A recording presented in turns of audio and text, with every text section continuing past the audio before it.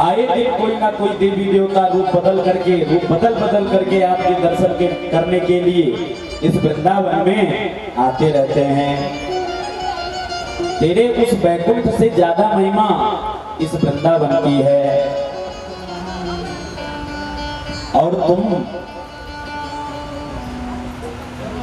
अपने विरहाग्नि में हमको जला रहे हो, मार रहे हो। अरे अगर आपको मारना ही था तो आप हमको पहले भी मार सकते थे, क्योंकि हम ब्रजवासियों के ऊपर एक से एक आपत्ति आई।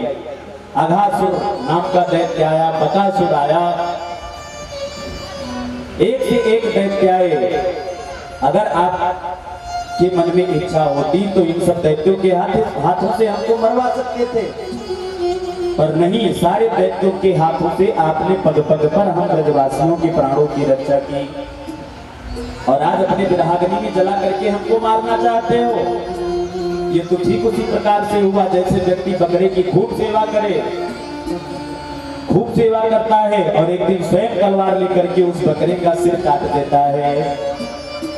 तो क्या इसी दिन के लिए बकरे का लालन पालन कर रहा था कि एक दिन तेरा सिर काट करके अलग कर दूंगा? कन्हैया, तू मेरे साथ जैसा व्यवहार कर रहा है, ऐसा व्यवहार देख करके तो मुझको यह लग रहा है कि तू नंद बाबा और यशोदा का पुत्र नहीं है। क्यों? क्योंकि नंद बाबा और यशोदा मैया हमारी कितनी उदार मना है, बड़ी उदार मना है, इतने भोले हैं, इतने सीधे साधे हैं कि कभी किसी को दुख नहीं देते। और उनके घर में तेरे जैसे बालक का जन्म कैसे हो गया? न खलु गोपिका नंदनो भवा न खिल देना अंतरात्म दृक। आपके इस व्यवहार को देख करके हमको ऐसा लग रहा है कि तुम साक्षात माता बाबा नंद और यशोदा के लाला नहीं हो सकते। बड़े बड़े ब्याल, बड़े बड़े राक्षस, बड़े बड़े दैत्य वृंदावन में आकर के आतताई पापाचार, अनाचार, दुष्टाचार करते रहे, पर आप पग पग पर हम ब्रजवासियों की रक्षा करते रहे और आज अपनी विरहाग्नि में जला करके हमको मारना चाहते हैं। देखो प्रभु, मैं आपके लिए अपने पति, अपने पुत्र, अपने सास, अपने ससुर, अपने घर द्वार सबका त्याग करके आपकी शरण में आई हूँ। पति सुतान गया भ्रातृबांधवा। मैं अपने पति, अपने स्त्री, अपने पति, अपने पुत्र, अपने भाई, अपने माता, अपने पिता, अपने सास ससुर सबका त्याग करके मैं आपकी शरण में आई हूँ और आप हमारे साथ ऐसा व्यवहार कर रहे हो। इस प्रकार से एक एक बड़े सुंदर सुंदर भाव दिए और अंत में चित्कार करके रोने लगी, चिल्लाने लगी। और जब भगवान ने अपने गोपियों को रोते हुए देखा तो अब भगवान से रहा नहीं गया। भगवान तुरंत गोपियों के बीच में प्रकट है गए।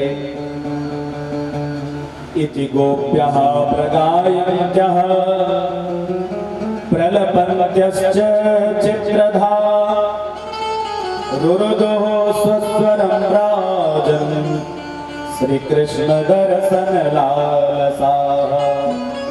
भगवान श्री कृष्णचंद्र जी की दर्शन की इच्छा से, लालसा से सारी ब्रज की गोपियां चित्कार करके रोने लगी, चिल्लाने लगी। और जब भगवान ने ब्रज की गोपियों को रोते हुए देखा तो अब भगवान कैसे रह सकते हैं? भगवान तुरंत ब्रज की गोपियों के बीच में प्रकट है गए।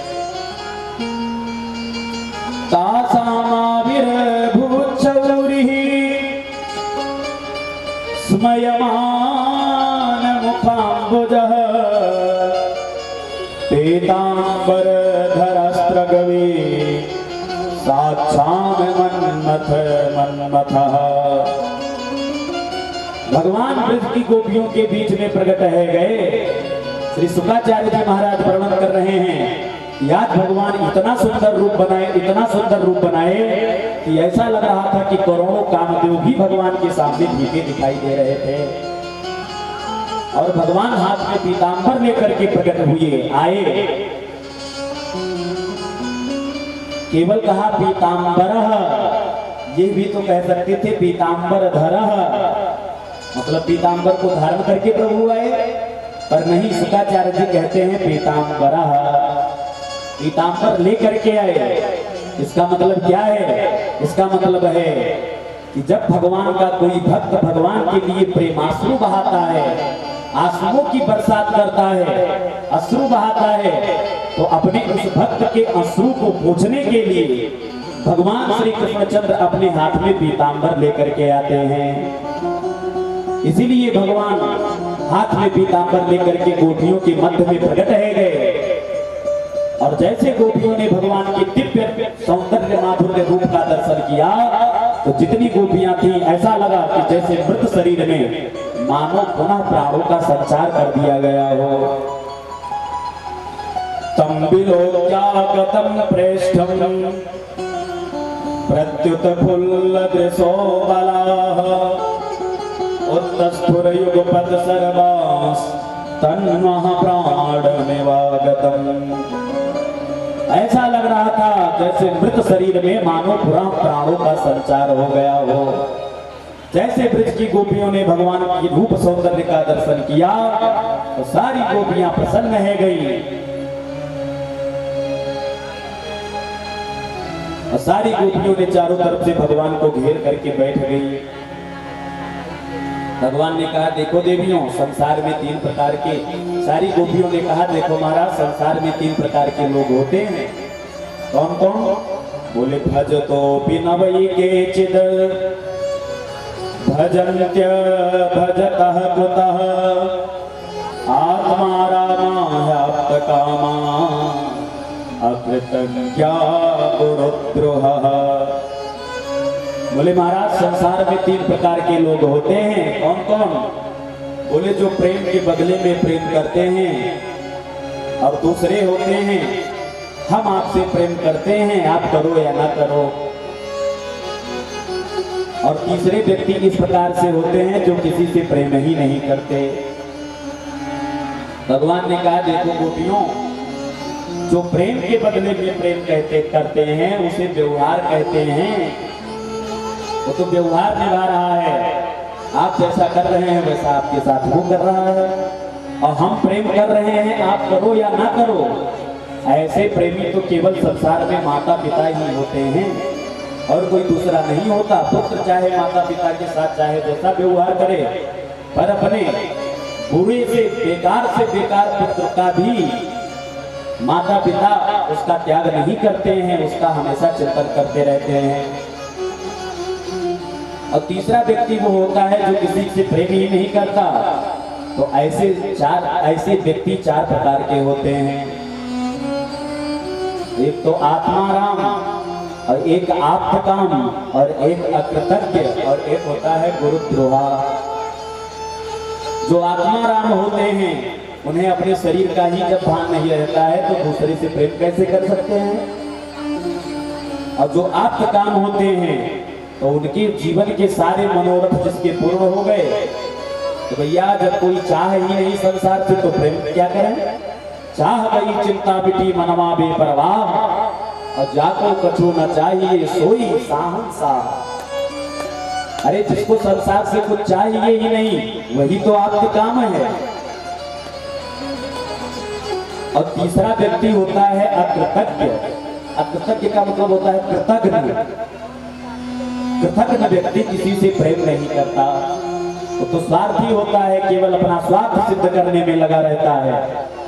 और चौथा व्यक्ति होता है गुरुद्रोहा, जो अपने प्रेम करने वाले गुरुद्रोहा व्यक्ति ऐसा होता है कि उससे जो प्रेम करता है उसको छलने में वो तनिक सी भी कमी नहीं करता है, हर प्रकार से उसको छल लेता है।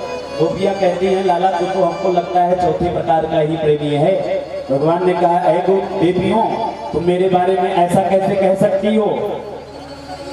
तो कहा, महाराज आप ऐसे नहीं हैं तो फिर कैसे हैं। हम लोग आपसे अनंत प्रेम करते हैं और आप हम प्रेमियों को ही छल लिए। हम प्रेमियों के साथ आप छल कर रहे हैं, तो इसको छलना नहीं तो क्या कहेंगे। तब भगवान ने समझाना शुरू किया और फिर भगवान ने दोबारा महाराज करना शुरू किया। और इस बार जब भगवान महाराज करना शुरू किए तो देवाधिदेव महादेव ने देखा तो दौड़े दौड़े आए। गोपियों ने रोक दिया, बाबा यहाँ पर पुरुष प्रवेश वर्जित है, तो क्या किया जाए? बोले अगर आपको महाराज में प्रवेश करना है तो स्त्री रूप बनाना पड़ेगा। बोले बाबा दौड़े दौड़े माता भवानी के पास गए, भवानी से कहे देवी बढ़िया श्रृंगार कर दो, आज प्रभु के महाराज में हमको प्रवेश करना है।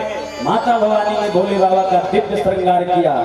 भोले बाबा दौड़े दौड़े महाराज में प्रवेश किए और जैसे भगवान श्री कृष्णचंद्र ने भोले बाबा का दर्शन किया तो हाथ जोड़ करके बोले, अरे आइए आइए गोपेश्वर महादेव, आज भी जब आप वृंदावन में जाएंगे तो श्री रंग जी से थोड़ी दूर पर गोपेश्वर महादेव विराजमान हैं। बोल गोपेश्वर महादेव भगवान की जय हो। इस प्रकार से भगवान ने दिव्य रास महाराज किया और गोपियों के मनोरथ को पूर्ण किया। पूर्णिमा के बाद दूसरे दिन की बात आई तो एक दिन की बात है, नंद बाबा अपने ब्रज के गोप ग्वालों को साथ में लेकर के अंबिका वन में माता भवानी की उपासना करने के लिए पधारे। नाचते गाजते रात्रि है गई तो नंद बाबा ने सारे ब्रजवासियों को आदेश दिया, देखो भैया रात्रि में यही विश्राम किया जाएगा और सुबह होते ही यहाँ से वृंदावन के लिए चला जाएगा। रात्रि में सारे ब्रजवासी अंबिका वन में विश्राम कर रहे थे कि अर्धरात्रि के समय जंगल से एक भयंकर अजगर दौड़ा दौड़ा आया और नंद बाबा को पकड़ लिया।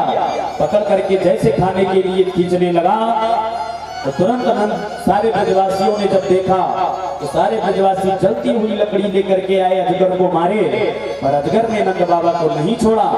तब अंत में नंद बाबा ने भगवान का स्मरण किया। सर्पो माम ग्रसते तात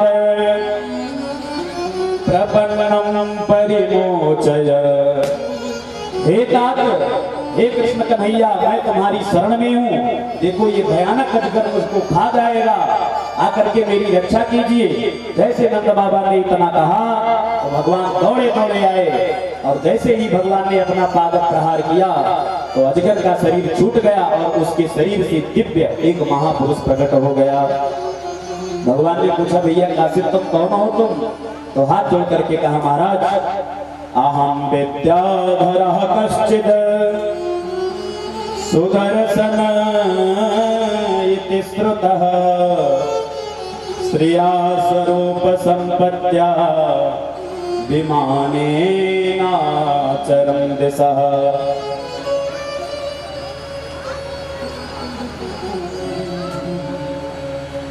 आकर के कहा हाथ जोड़ करके, महाराज मेरा नाम, मैं विद्याधर हूँ, मेरा नाम सुदर्शन है।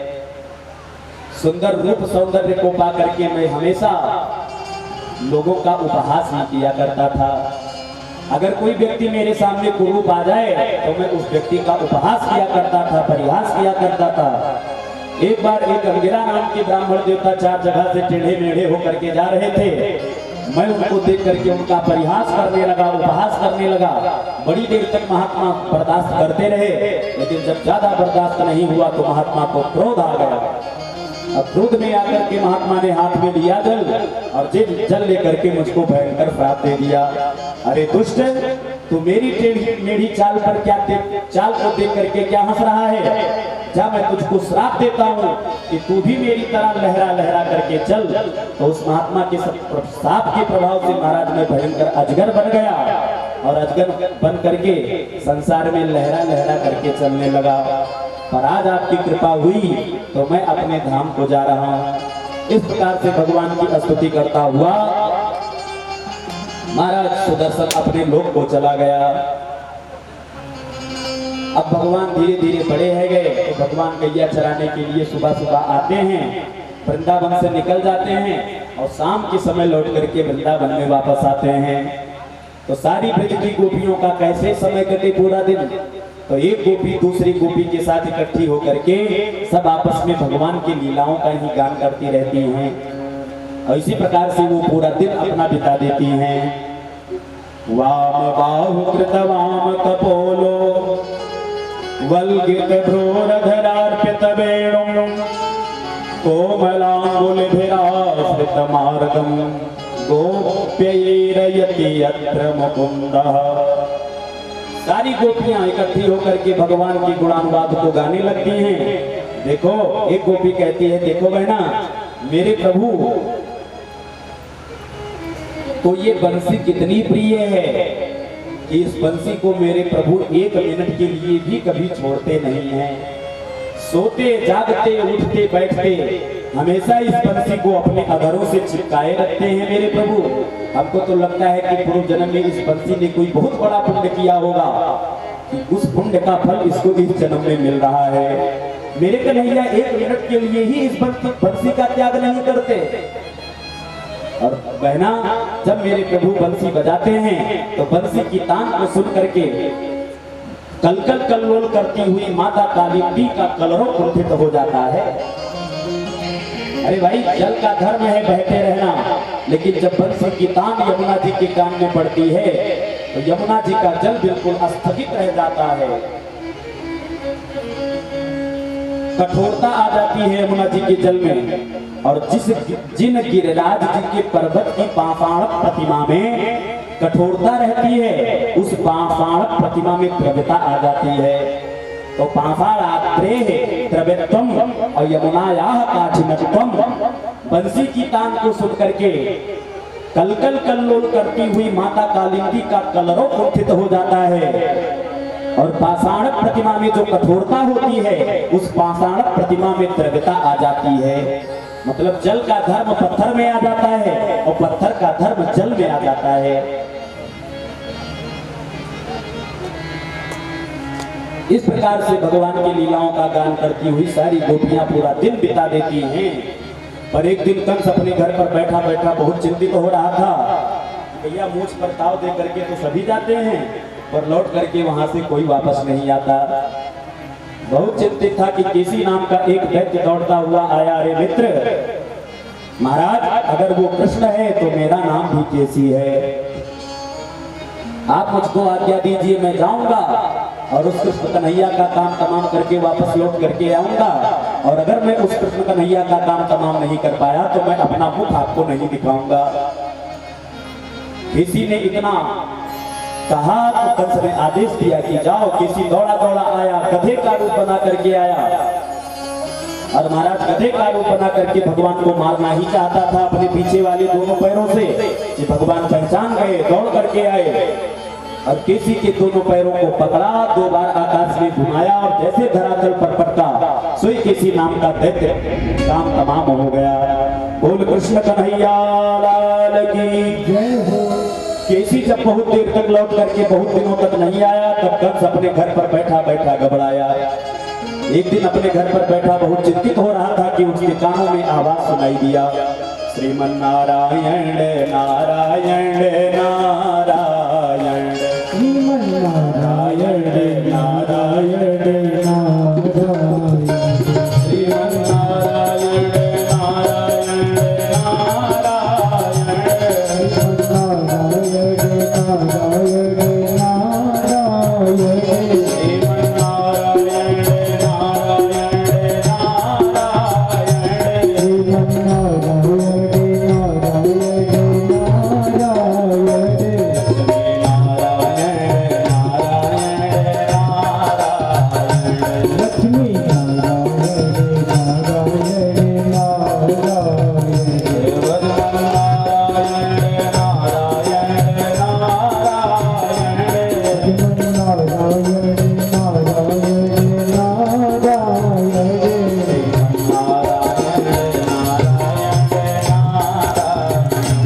श्रीमन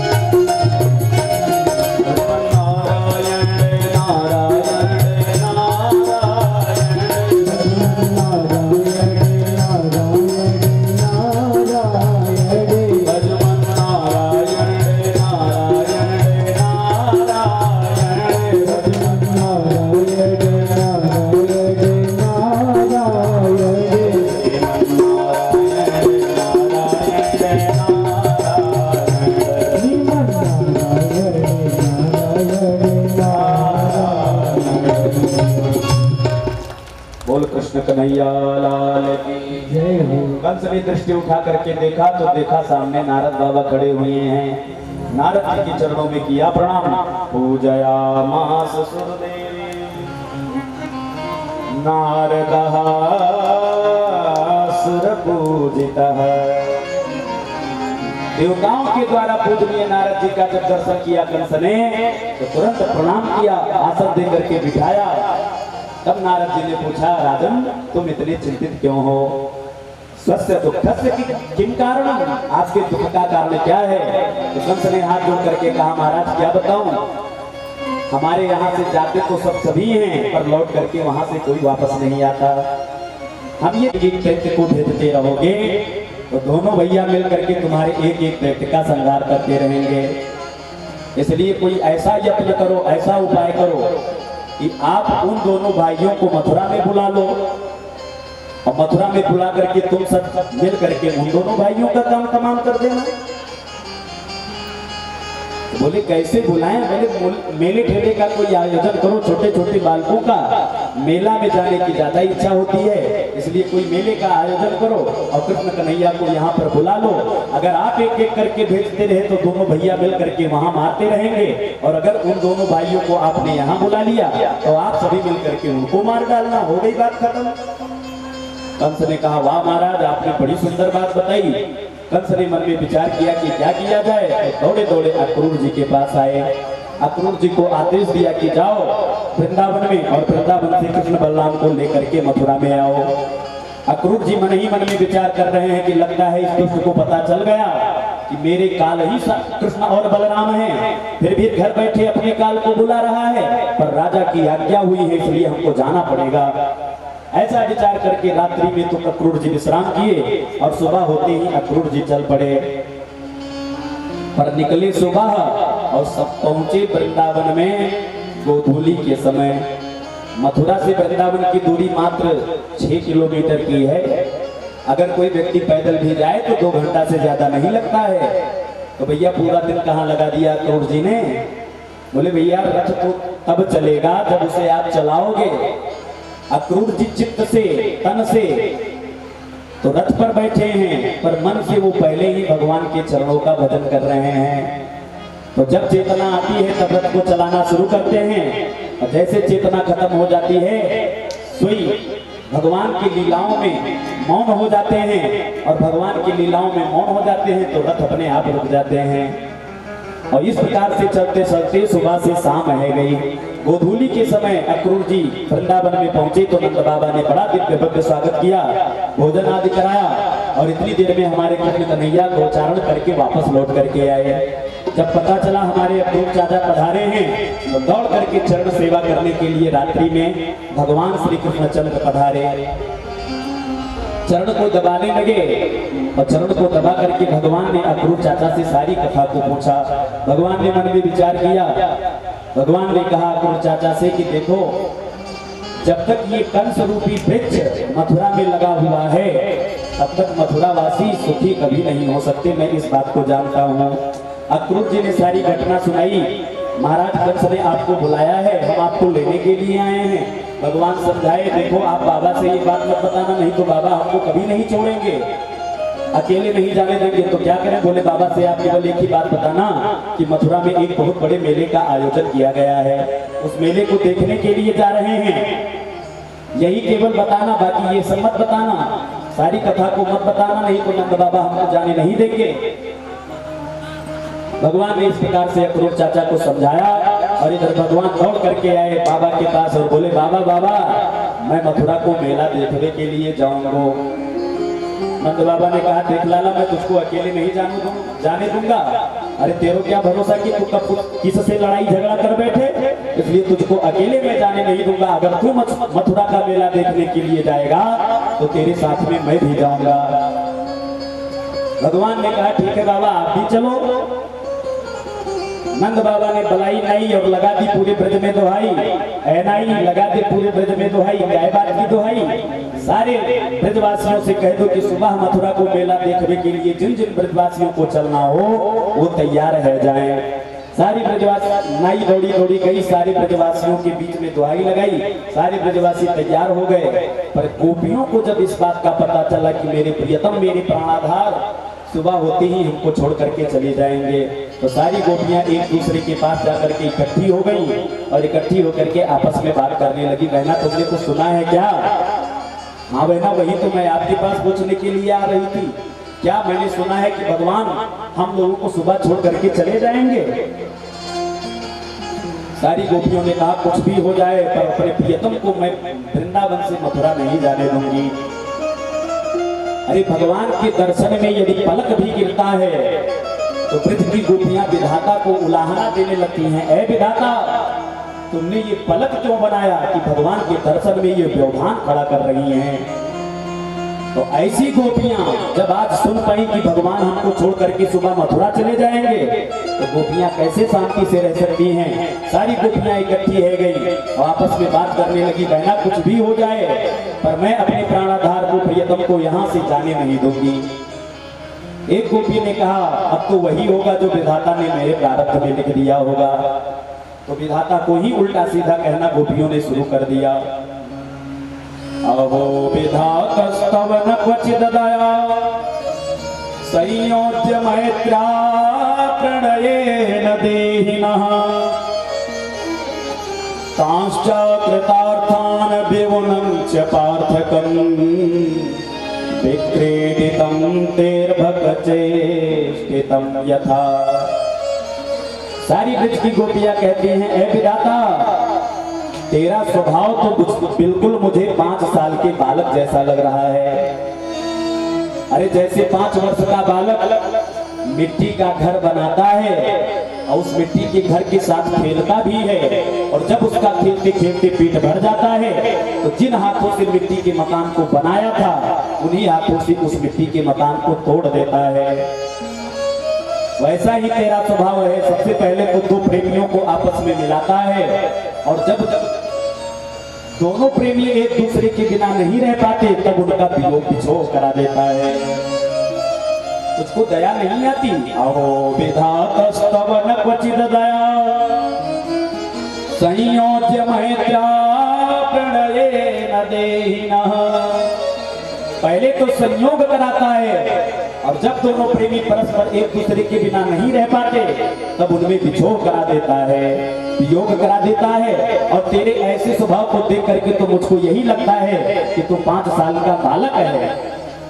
उसको ब्रह्मा के स्थान पर किसने बिठा दिया? इस प्रकार से बात करती करती सारी गोपियां रात्रि बिता दी और इधर सुबह होते ही भगवान तैयार हो गए। नंद बाबा नित्य कर्म से निवृत्त होकर के तैयार होकर के रथारूढ़ होकर के बैलगाड़ी पर सवार होकर के मथुरा की तरफ चलने लगे। नंद बाबा ने कहा लाला चलो। भगवान ने कहा बाबा आप चलो आगे से, मैं चाचा जी के साथ पीछे से आ रहा हूँ। भगवान के मित्र भी नंद बाबा के साथ चले गए, सारे ब्रज की गोप ग्वाल नंद बाबा के साथ चले गए और इधर भगवान नित्य कर्म से निवृत्त होकर के अक्रूर चाचा के रथ पर जाकर के रथारूढ़ हुए और जैसे रथ आगे 2 कदम आगे बढ़ा कि गोपियों ने आकर के रथ को चारों तरफ से घेर लिया।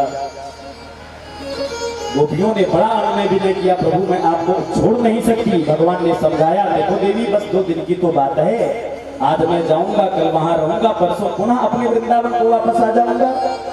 बस 2 दिन की बात है, 2 दिन के लिए आप सब इतनी व्याकुल हो रही हैं। तो गोपियों को एक सूत्र याद आया, तत् सुख सुखितम।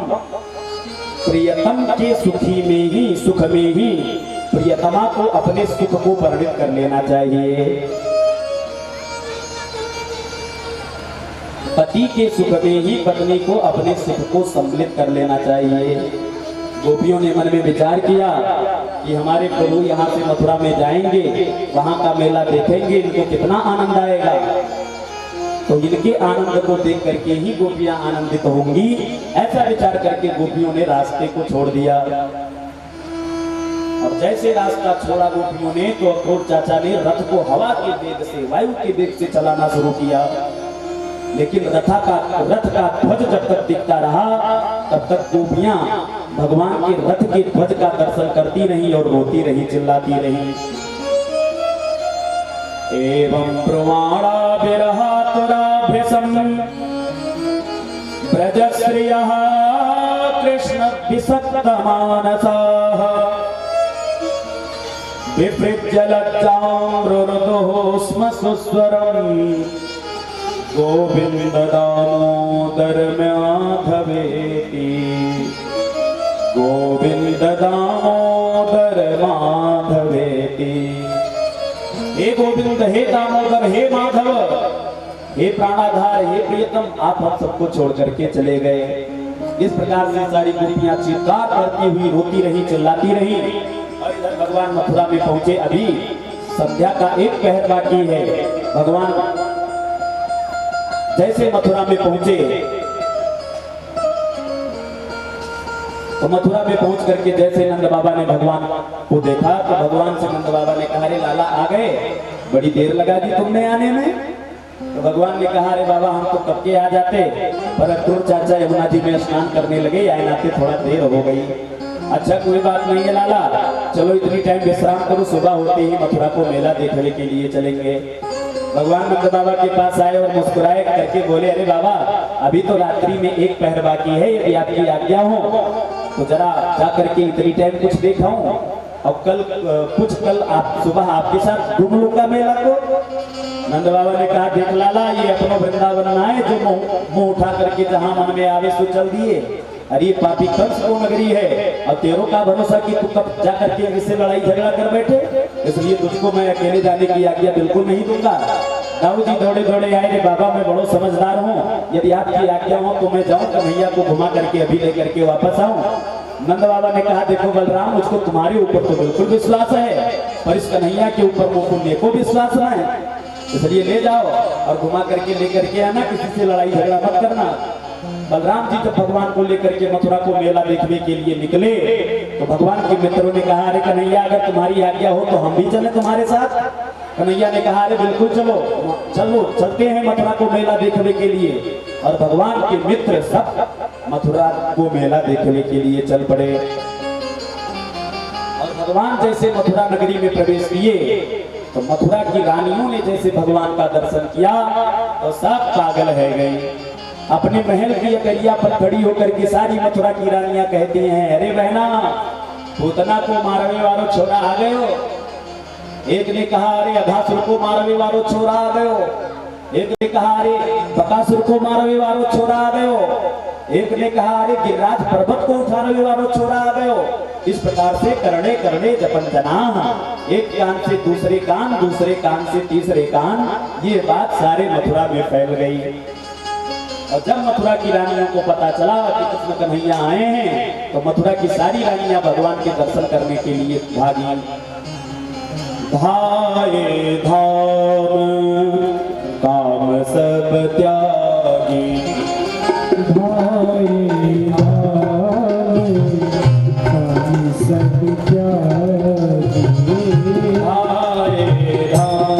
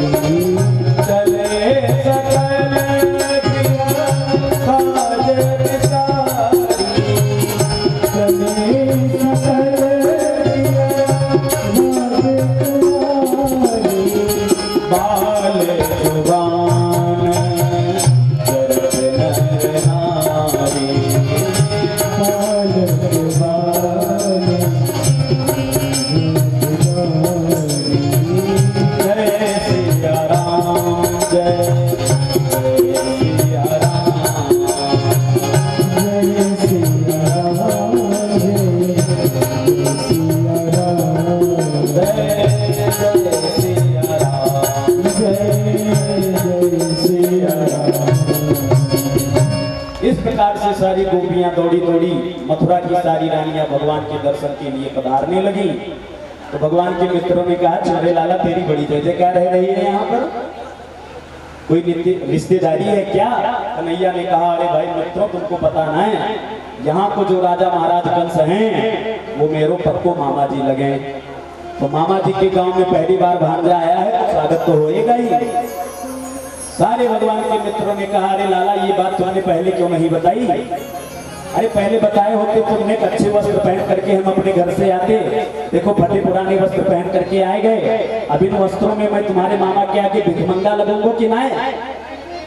भगवान ने कहा, अरे भाई मित्रों नाराज क्यों हो रहे हो? मेरे मामा के यहाँ कई प्रकार की कमी ना है, आगे बढ़ो, आगे चल करके कोई व्यवस्था की जाएगी। भगवान आगे बढ़े तो भगवान ने देखा कि कंस का धोबी अहंकार में सिर उठाए हुए और महाराज बहुत सारे राजसी वस्त्रों को लेता हुआ चला आ रहा है।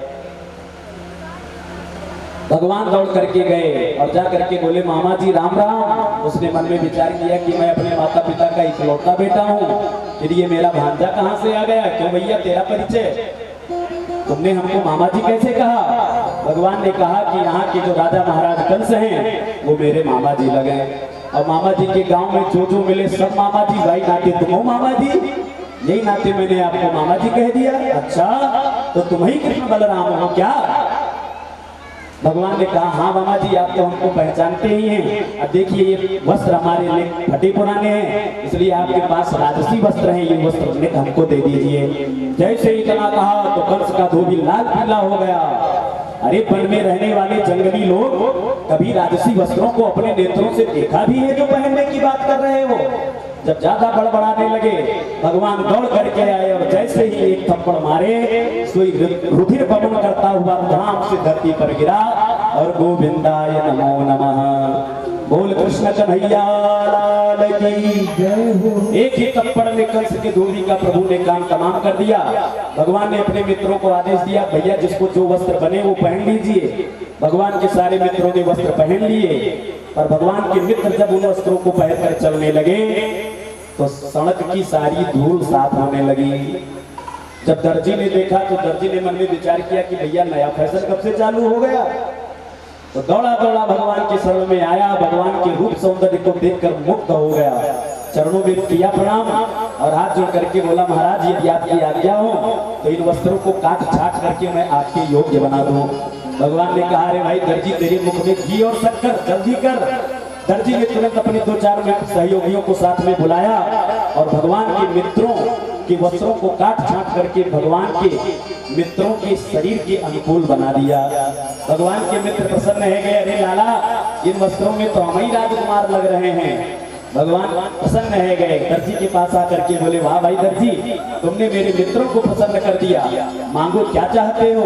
दर्जी ने मन में विचार किया कि अभी धोबी के ऊपर कैसी कृपा हुई है, तो हाथ जोड़ करके बोला, महाराज कुछ नहीं चाहिए, बस आपका कृपा आपका आशीर्वाद ऐसे हमारे ऊपर बना रहे। भगवान ने कहा, ठीक है जाओ, हमारा आशीर्वाद है, तुम अपने जीवन में खूब फलोगे फूलोगे। तो भैया भगवान का ही आशीर्वाद है, आज जितने का कपड़ा उतने सिलाई, सारे दर्जी है गए माला माल। प्रेम से बोलो राधे राधे। अब भगवान आगे बढ़े, सारे भगवान के मित्रों ने कहा, अरे लाला वस्त्र तो मिल गए, लेकिन तुमको पता है कि जब तक ब्रजवासियों के गले में एक मोटा सा माला ना पड़े तब तक ब्रजवासियों को आनंद नहीं आता है। तो भगवान के एक परम प्रिय भक्त रहते हैं मथुरा में, जिनका नाम है सुदामा। भगवान उनके घर पहुंच गए। ततः सुदामो भवनं मालाकारस्य जगमतुः तौ दृष्ट्वा ससमुत्थाय ननाम शिरसा भुवि। भगवान के एक परम प्रिय भक्त रहते हैं मथुरा में, जिनका नाम है सुदामा। माली हैं। भगवान उनके घर पहुंचे तो उसके घर में और कुछ था भी नहीं, एक मोटा सा माला लेकर के आया, भगवान के गले में पहनाया और भगवान के मित्रों के गले में एक एक माला पहना दिया। भगवान के मित्र प्रसन्न है गए, भगवान भी प्रसन्न है गए और भगवान ने बड़ा भक्ति का वरदान दिया अपने परम प्रिय भक्त को। और वहां से भगवान आगे बढ़े।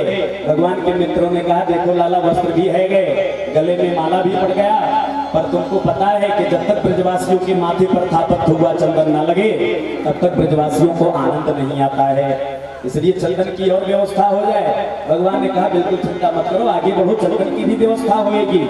और जब भगवान आगे बढ़े तो आगे देखा 3 जगह से टेढ़ी मेढ़ी कुबड़ी हाथ में चंदन का पात्र लिए हुए चली आ रही है, बड़ी सुगंधी आ रही है। तो भगवान उसके पास जाकर के बोले, ऐ सुंदरी, सबसे पहले आप अपना परिचय दीजिए। जीवन में आज पहली बार सुना कि किसी ने मुझको सुंदरी कहा है। तो नेत्र उठा करके भगवान के रूप सौंदर्य का दर्शन किया। भगवान के रूप सौंदर्य माधुर्य का दर्शन करके मुग्ध रह गई। हाथ जोड़ करके बोलने लगी, महाराज मेरा नाम त्रिवक्रा है। दास्यस्म्यहं सुंदरकं ससम्मता त्रिवक्त्रनामाह्यनुलेपकर्मणि मदभावितं भोजपतेरतिप्रियं विनायिवां कोण्यतमस्तदर्हति। महाराज मेरा नाम सैरंध्री है, मेरा नाम त्रिवक्रा है। मेरे हाथ का घिसा हुआ चंदन इतना प्रसिद्ध है कि मथुरा के जो राजा महाराज कंस हैं उनको मेरे हाथ का घिसा हुआ चंदन बहुत पसंद है, इसलिए राज दरबार में चंदन लगाने की सेवा करती हूँ। भगवान मुस्कुरा करके बोले, ऐ सुंदरी, ये चंदन जो तुम राज दरबार में लगाती हो आज हमारे माथे पर नहीं लगाओगी क्या? सैरंध्री ने कहा, अहो भाग्य हमारे, यदि आपकी आज्ञा हो तो मैं अपने हाथों से ही लगा दूं प्रभु। भगवान ने कहा बिल्कुल लगा दो। और सैरंध्री ने भगवान के माथे पर जाकर के थापक हुआ चंदन लगाए दियो। और जितनी ब्रजवासी थे, भगवान के मित्र मंडली थी, सारे ब्रजवासियों के माथे पर जाकर के थापक हुआ चंदन लगाया। सैरंध्री का सारा चंदन खत्म हो गया। सारे ब्रजवासियों ने कहा, अरे लाला सब कुछ बढ़िया हो गया, अब तो हम राजकुमार लगने लगे, पर एक बात बताओ। बोले क्या? बोले राज दरबार में जाती ये चंदन लगाती तो न जाने कितना इसको इनाम मिल जाता, पुरस्कार मिल जाता, पर ये आज हम लोगों को चंदन लगाई है और अपन लोगों के पास तो इसको देने के लिए कुछ भी नहीं है। भगवान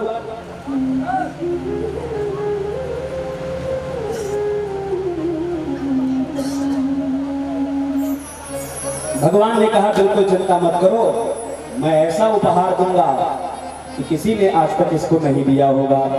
तो सारे ब्रजवासियों ने कहा ठीक है लाला, निकालो क्या देने वाले हो। भगवान दौड़ करके गए और अपने दाहिने पैर के अंगूठे से त्रिवक्त्रा के दाहिने बाएं पैर के अंगूठे को दबा लिया। एक हाथ कमर पर लगाया और एक हाथ सिर पर लगाया।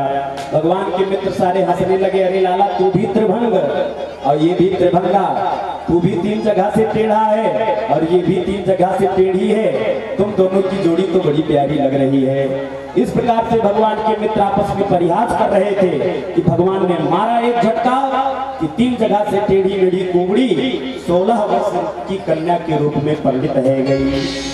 बोल कृष्ण कन्हैया लाल की।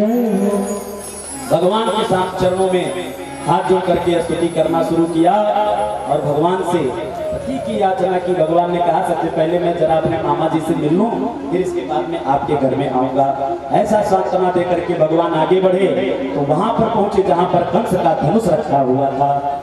तो दाऊ जी से भगवान ने कहा, अरे दाऊ जी ये धनुष बड़ा प्यारा लग रहा है, यदि आपकी आज्ञा हो तो जरा इसे जा करके छू करके देख लूं। दाऊ जी ने कहा ये मामा जी का घर है, यहाँ पर पूछने की कोई आवश्यकता नहीं है, जो मन में हो सो जा करके करो। भगवान गए और उस धनुष को छुए और छूने के बाद में भगवान ने कहा दाऊ जी यदि आपकी आज्ञा हो तो जरा इस धनुष को उठा करके चला करके देख लूं। जब भगवान ने ऐसा कहा तो कंस के सैनिक सब हंसने लगे कि दूध के दांत टूटे नहीं और महाराज कंस का धनुष उठाने के लिए आ गया। सारे कंस के सैनिक उपहास कर रहे थे कि भगवान खेल ही खेल में करेण वामेन सलीलमुदधृतं सज्जं चक्रित्वा निविसेन पश्यताम् नृणां विकृष्य प्रभभञ्जमध्यतो यथोच्युदण्डं मदकरियुत्क्रमः। भगवान खेल ही खेल में अपने बाएं हाथ से उस धनुष को उठाए और जैसे ही उस धनुष पर चर्चा चढ़ाया कि धनुष 2 भागों में विभाजित हो गया। बोल कृष्ण कन्हैया लाल की जय हो। जैसे धनुष कंस के धनुष को तोड़ा तो कंस के सैनिकों ने तुरंत कहा बंदी बना लो इन दोनों बालकों को, जीवित बच के न जाने पाए। दाऊ जी ने कहा लाला ने एक भाग हमको दियो। धनुष का एक भाग दाऊ जी अपने हाथ में ले लिए और एक भाग भगवान अपने हाथ में लिए और कंस के जितने सैनिक से सबको पीट पाट करके वहां से भगा दिया। कंस का सैनिक दौड़े दौड़े आए, महाराज जी गजब है गया, हो गया। कंस ने कहा क्या हुआ? बोले आपके भांजे ने आपके धनुष को तोड़ दिया। जैसे इतना सुना कंस और घबरा गया। कंस ने मन में विचार किया कि गुरु परशुराम जी ने इस धनुष को देते हुए कहा था कि सबसे पहले इस धनुष को कोई तोड़ नहीं सकता और जो इस धनुष को तोड़ देगा वो तुझको जिंदा छोड़ नहीं सकता। अब तो कंस और घबरा गया, निकाला तलवार, अपने सैनिकों को मारने के लिए कूद पड़ा। चारों ने आकर के पकड़ करके समझाया महाराज अब तो होना था वो हो गया, अब चिंता करने की कोई आवश्यकता नहीं है, आगे क्या करना है इस पर विचार करना चाहिए। और भगवान वहीं से लौट करके वापस आ गए। नंद बाबा ने कहा क्यों लाला मेला घूम करके आ गए? भगवान ने कहा हाँ घूम करके आ गए बाबा, किसी से लड़ाई झगड़ा तो नहीं की? भगवान ने कहा ना बाबा मैं किसी से लड़ाई झगड़ा नहीं की। तो ठीक है लाला रात्रि में विश्राम करो, सुबह होते ही मथुरा को मेला देखने के लिए जाएंगे। भगवान रात्रि में विश्राम करने लगे और इधर कंस ने तुरंत रात्रि में अपने सारे सैनिकों को बुलाया, सारे दैत्यों को बुलाया, चारों को बुला करके दिव्य योजना बनाया। महाराज कंस के पास एक कुवलयापीठ नाम की हाथी है जिसमें 10,000 हाथियों का बल है।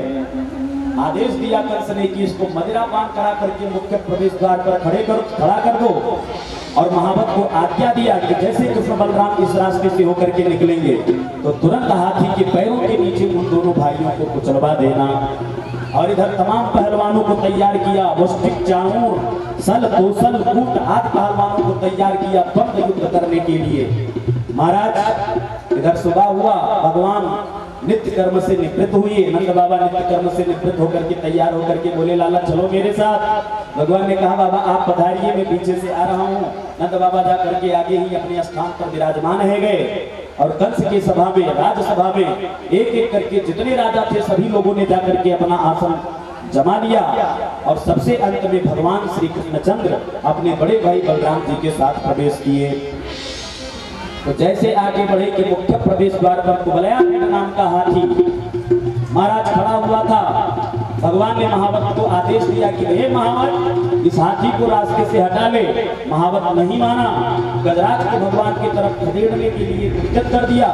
भगवान दौड़ करके आए, खेल ही खेल में गजराज के पूंछ को पकड़ा, 2 बार आकाश में घुमाया और छोड़ दिया। आकाश में उड़ता हुआ गजराज गया और धरती पर जैसे गिरा तुरंत गोविंदाय नमो नमः, बोल कृष्ण कन्हैया लाल की जय हो।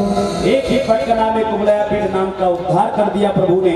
कुवलयापीठ नाम के हाथी के 2 दांत लगे हुए थे। भगवान ने दोनों दांतों को उठाड़ा, एक दांत को दाऊ भैया अपने हाथ में लिए, एक दांत को भगवान अपने हाथ में लिए। रक्त रंजित दांत को लेकर के भगवान कंस की सभा में पहुंचे। तो कंस की सभा में जब भगवान पहुंचे तो वहां पर अलग अलग रूपों में सभी लोगों ने भगवान का दर्शन किया।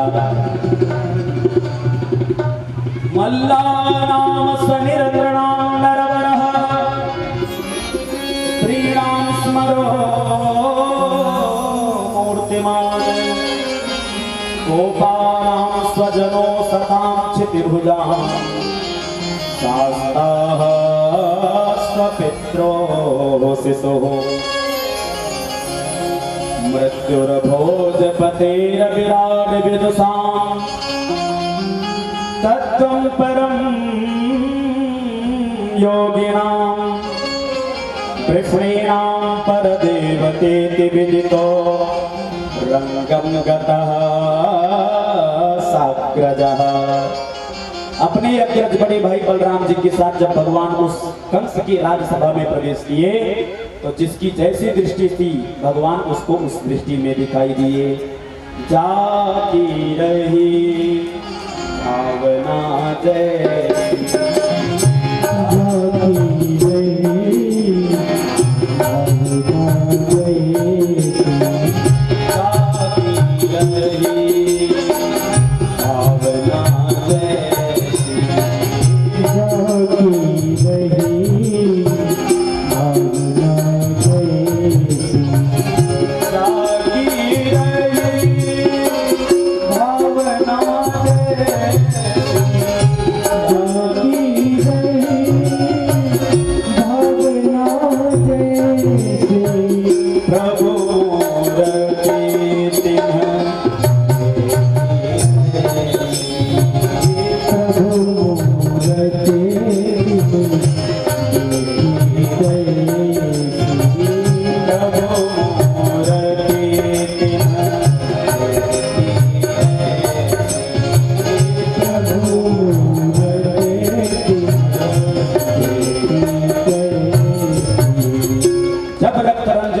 को लेकर के भगवान कंस की सभा में पहुंचे तो सभी लोगों ने भगवान का अलग अलग रूपों में दर्शन किया। श्री शुकाचार्य जी वर्णन कर रहे हैं, मल्ला नाम सनिरनाम नरवरः। वहां पर जब पहलवानों ने भगवान का दर्शन किया तो सारे पहलवानों को ऐसा लगा कि जैसे मूर्तिमान वज्र का रूप धारण करके कोई व्यक्ति पधारा हो। और जब वहां पर स्त्रियों ने भगवान का दर्शन किया तो स्त्रियों को लगा कि साक्षात कामदेव पधारे हैं। स्त्रीणाम स्मरो मूर्तिमान और गोपानाम स्वजनो सताम क्षितिभुजाम। भगवान के साथ जो गोप मंडली आई है उन्होंने जब भगवान का दर्शन किया तो सब लोगों ने कहा, रे रे मेरो कन्हैयो आ गए हो, मेरो लाला आ गया। और शास्ता स्वपित्रो शिशु हो, स्वपित्रो द्विवचन का प्रयोग किया, मतलब नंद बाबा वृंदावन से तो केवल अकेले गए हैं, यशोदा माता तो साथ में गई नहीं है। तो इस शब्द के अनुसार इस बात का पता चलता है कि कंस की सभा में माता देवकी और वसुदेव भी बैठे हुए थे। उन्होंने जब भगवान का दर्शन किया तो मन में विचार करने लगी, वाह, जन्म लेते ही जिस लाला को मैं गोकुल में छोड़ आया था, देखो आज मेरा लाला इतना बड़ा हो गया। शास्ता स्वपित्रो शिशु हो। लेकिन जब कंस ने दर्शन किया भगवान का तो कंस को लगा कि जैसे हमारी मृत्यु ही हमारे सामने खड़ी हुई हो। मृत्युर्भोजपते रविराद विदुषाम। जब कंस ने भगवान का दर्शन किया तो कंस को लगा जैसे हमारा काल ही हमारे नेत्रों के सामने खड़ा हो। और जब महात्माओं ने भगवान का दर्शन किया तो उनको लगा, वाह, जिस तत्व का बड़े बड़े अमलात्मा विमलात्मा योगींद्र मुनींद्र संत सन्यासी ध्यान लगा करके जिस तत्व का चिंतन करते रहते हैं वही तत्व मेरे नेत्रों के सामने खड़ा हुआ है। इस प्रकार से सभी लोगों ने अलग अलग रूप में भगवान के रूप का दर्शन किया। पर चारों ने जंघे पर हाथ फेरते हुए कहा, हे नंद सुनो, हे राम भवंतो वीर सम्मतो। हे बलराम, हे कृष्ण बलराम, आप दोनों बड़े वीर हो, तो मेरे महाराज कंस आप लोगों के बल पराक्रम को देखना चाहते हैं। इसलिए आओ, मेरे ये सल कौशल नाम के जो पर्वत जैसे जो पहलवान हैं, इनसे दो दो हाथ करके मेरे महाराज कंस को अपनी शूरता वीरता के बारे में दिखाओ। भगवान ने कहा, मामा जी थोड़ी सी भी नाक बची है कि नाक सब बाजार में बेच खाई? बोले क्यों, क्या हुआ? बोले एक बात बताओ, ये पर्वत के समान आपके पहलवान और कहा मैं छोटा सा बालक। तो तुरंत चारों ठाक मार करके हंसने लगा और कहने लगा, न बालो न किशोरस्तम बलश्च बलिनांबरः लीलये भोहतो येन सहस्त्र द्विपसत्वभृत। अरे लाला, ना तू बालक है, ना तू किशोर है, ना वृद्ध है, ना जवान है, तो फिर है कौन? बोले बलश्च बलिनांबरः, तू सारे संसार का बल प्रदाता है।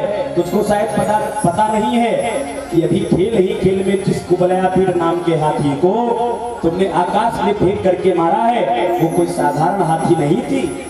अरे उस हाथी में 10,000 हाथियों का बल था और उसे तुमने साधारण खेल ही खेल में मार डाला। इसलिए तुम साधारण बालक नहीं हो। इसलिए जाओ और आकर के मेरे महाराज कंस को दो दो हाथ करके इन पहलवानों से दिखाओ। भगवान के मित्र दौड़े दौड़े आए, अरे लाला दिखाई दियो कि पूतना को मारने वालों हाथ।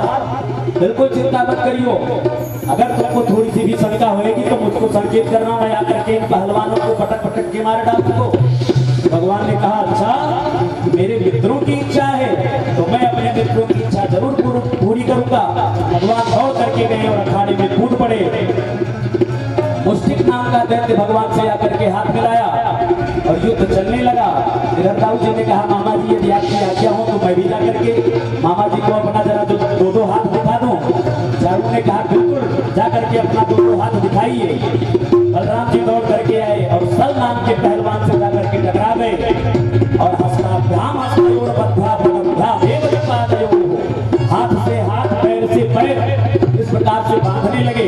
पर भगवान ने मन में विचार किया कि ज्यादा लीला करने की आवश्यकता नहीं है, तो भगवान ने अपने आकार को बढ़ाया जकड़ा और जैसे उठा करके पटका कि एक ही पटकना में महाराज मुस्टिक नाम के पहलवान का काम तमाम हो गया। बोल कृष्ण कन्हैया लाल की जय हो। बलराम जी ने भी पहलवानों को पटक पटक करके मारना शुरू किया। इस प्रकार से एक एक करके जितने पहलवान थे सारे पहलवानों का भगवान ने काम तमाम कर दिया। कंस अपना विवेक खो बैठा। कंस अपने सिंहासन पर खड़ा होकर के कहने लगा, अरे इस कृष्ण बलराम को बंदी बना लो, नंद बाबा को बंदी बना लो, सारे ब्रजवासियों को बंदी बना लो, मेरी बहन देवकी को बंदी बना लो, मेरे भाई वसुदेव को बंदी बना लो, मेरे पिता उग्रसेन को बंदी बना लो, सबको बंदी बना लो। आज कोई जीवित बच करके नहीं जाना चाहिए। भगवान ने मन में विचार किया कि इसको मारने से पहले ही ये मर चुका है, ये तो विवेक शून्य हो गया। भगवान खेल ही खेल में दौड़ करके गए और जाकर के कंस के केसों को पकड़ दिया। भगवान कंस के केस को पकड़ करके मानो याद दिलाना चाहते हैं कि एक बार भरी सभा में तुमने मेरी माता देवकी के केस को पकड़ा था, तो देखो देवकी नंदन आज मेरे केस को पकड़ने के लिए आ गया। भगवान कंस के केस को पकड़े और वहां से 50-25 से जैसे उठा करके पटके तो कंस के आधे प्राण पखेरु उड़ गए। भगवान दौड़ करके आए और जैसे एक मुक्के का प्रहार किया, सोई गोविंदाय नमो नमः। बोल कंस मर्दन भगवान की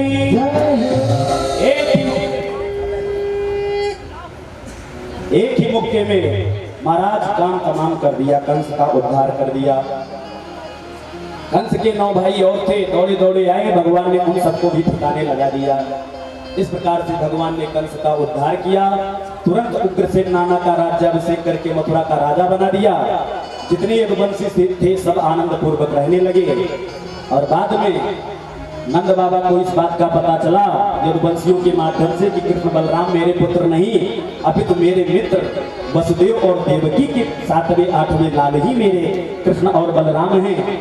तो महाराज भगवान दौड़ करके आए, नंद बाबा के सामने हाथ जोड़ करके खड़े है गए, बाबा इतने दिन तक आपके साथ आनंद पूर्वक रहे, अब ये मेरे जन्म देने वाले माता पिता हैं, अब आप मुझको आज्ञा दीजिए कुछ दिन तक इनको भी सुख मैं दे सकूं। नंद बाबा के नेत्रों में आंसू आ गए, रोते हुए ना चाहते हुए भी अपने पुत्रों को मथुरा में छोड़ करके नंद बाबा वृंदावन को वापस चले गए। इधर वसुदेव जी और देवकी जी के आनंद का पारावार नहीं रहा। वसुदेव जी तुरंत अपने कुल गुरु गर्गाचार्य जी को बुलाए, अरे महाराज आइए, इतने इतने बालक हो गए, अभी तक इनका यज्ञोपवीत संस्कार नहीं हुआ। तुरंत गर्गाचार्य जी को बुला करके कृष्ण बलराम जी का यज्ञोपवीत संस्कार किया। और जब यज्ञोपवीत संस्कार हो गया तब गर्गाचार्य जी ने कहा, राजन माता पिता के दुलार के कारण यदि बिगड़ जाए बालक, तो ऐसे माता पिता अपने पुत्र के मित्र नहीं अभी तो शत्रु होते हैं। इसलिए माता पिता का धर्म है कि समय समय पर अपने पुत्रों को सुंदर शिक्षा और सुंदर संस्कार देता रहे।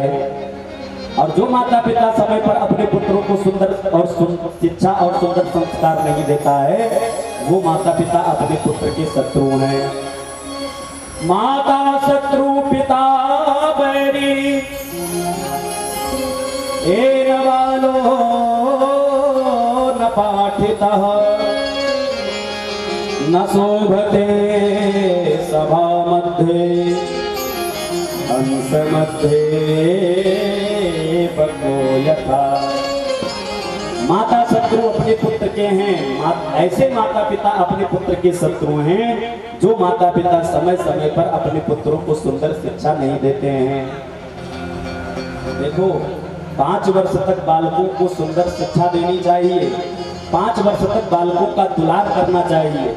जितनी दुलार की वर्षा आपको करनी हो 5 साल तक खूब करो, और 5 साल से बालक जब ऊपर आने लगे, ऊपर को जाने लगे, तो उसके साथ दुश्मन जैसा बर्ताव करना चाहिए। लालयेत 5 वर्षाणि 10 वर्षाणि ताड़येत। 5 वर्ष तक बालक का खूब दुलार करो, और 5 वर्ष के ऊपर जब बालक बढ़ने लगे तो उसके ऊपर शत्रुओं जैसा व्यवहार उसके साथ करो। 10 वर्ष तक जितना अनुशासन आप कर पाओ 10 वर्ष तक करो, क्योंकि यही वो 10 वर्ष हैं। इन्हीं 10 वर्षों में यदि आपके बालक को बनना होगा तो बन जाएगा, और बिगड़ना होगा तो बिगड़ जाएगा। और जब बालक 16 वर्ष का हो जाए तो बालक के प्रति पुत्रवत व्यवहार न करके मित्रवत व्यवहार करना चाहिए। तत्रापि षोडश वर्षाणि तो पुत्रम मित्रम पिता समाचरेत। जब बालक कंधे के बराबर हो जाए तो उस बालक के साथ पिता को मित्रवत व्यवहार करना चाहिए। अगर कोई घर में कार्यक्रम करना है तो अपने पुत्र से जरूर सलाह लेना चाहिए, भैया बताओ हम ऐसा करना चाहते हैं, तुम्हारी क्या राय है। माता पिता के बनने में बिगड़ने में सबसे ज्यादा श्रेय यदि किसी का होता है तो उसकी माता का होता है।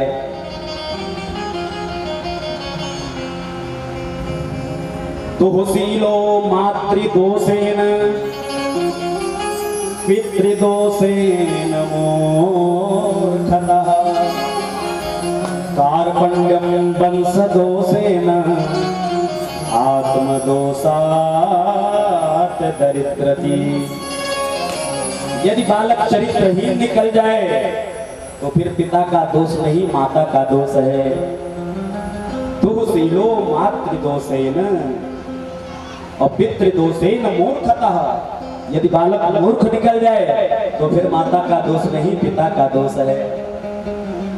जरूर ही कुछ गड़बड़ी किया है पिता ने कि बालक मूर्ख निकल गया।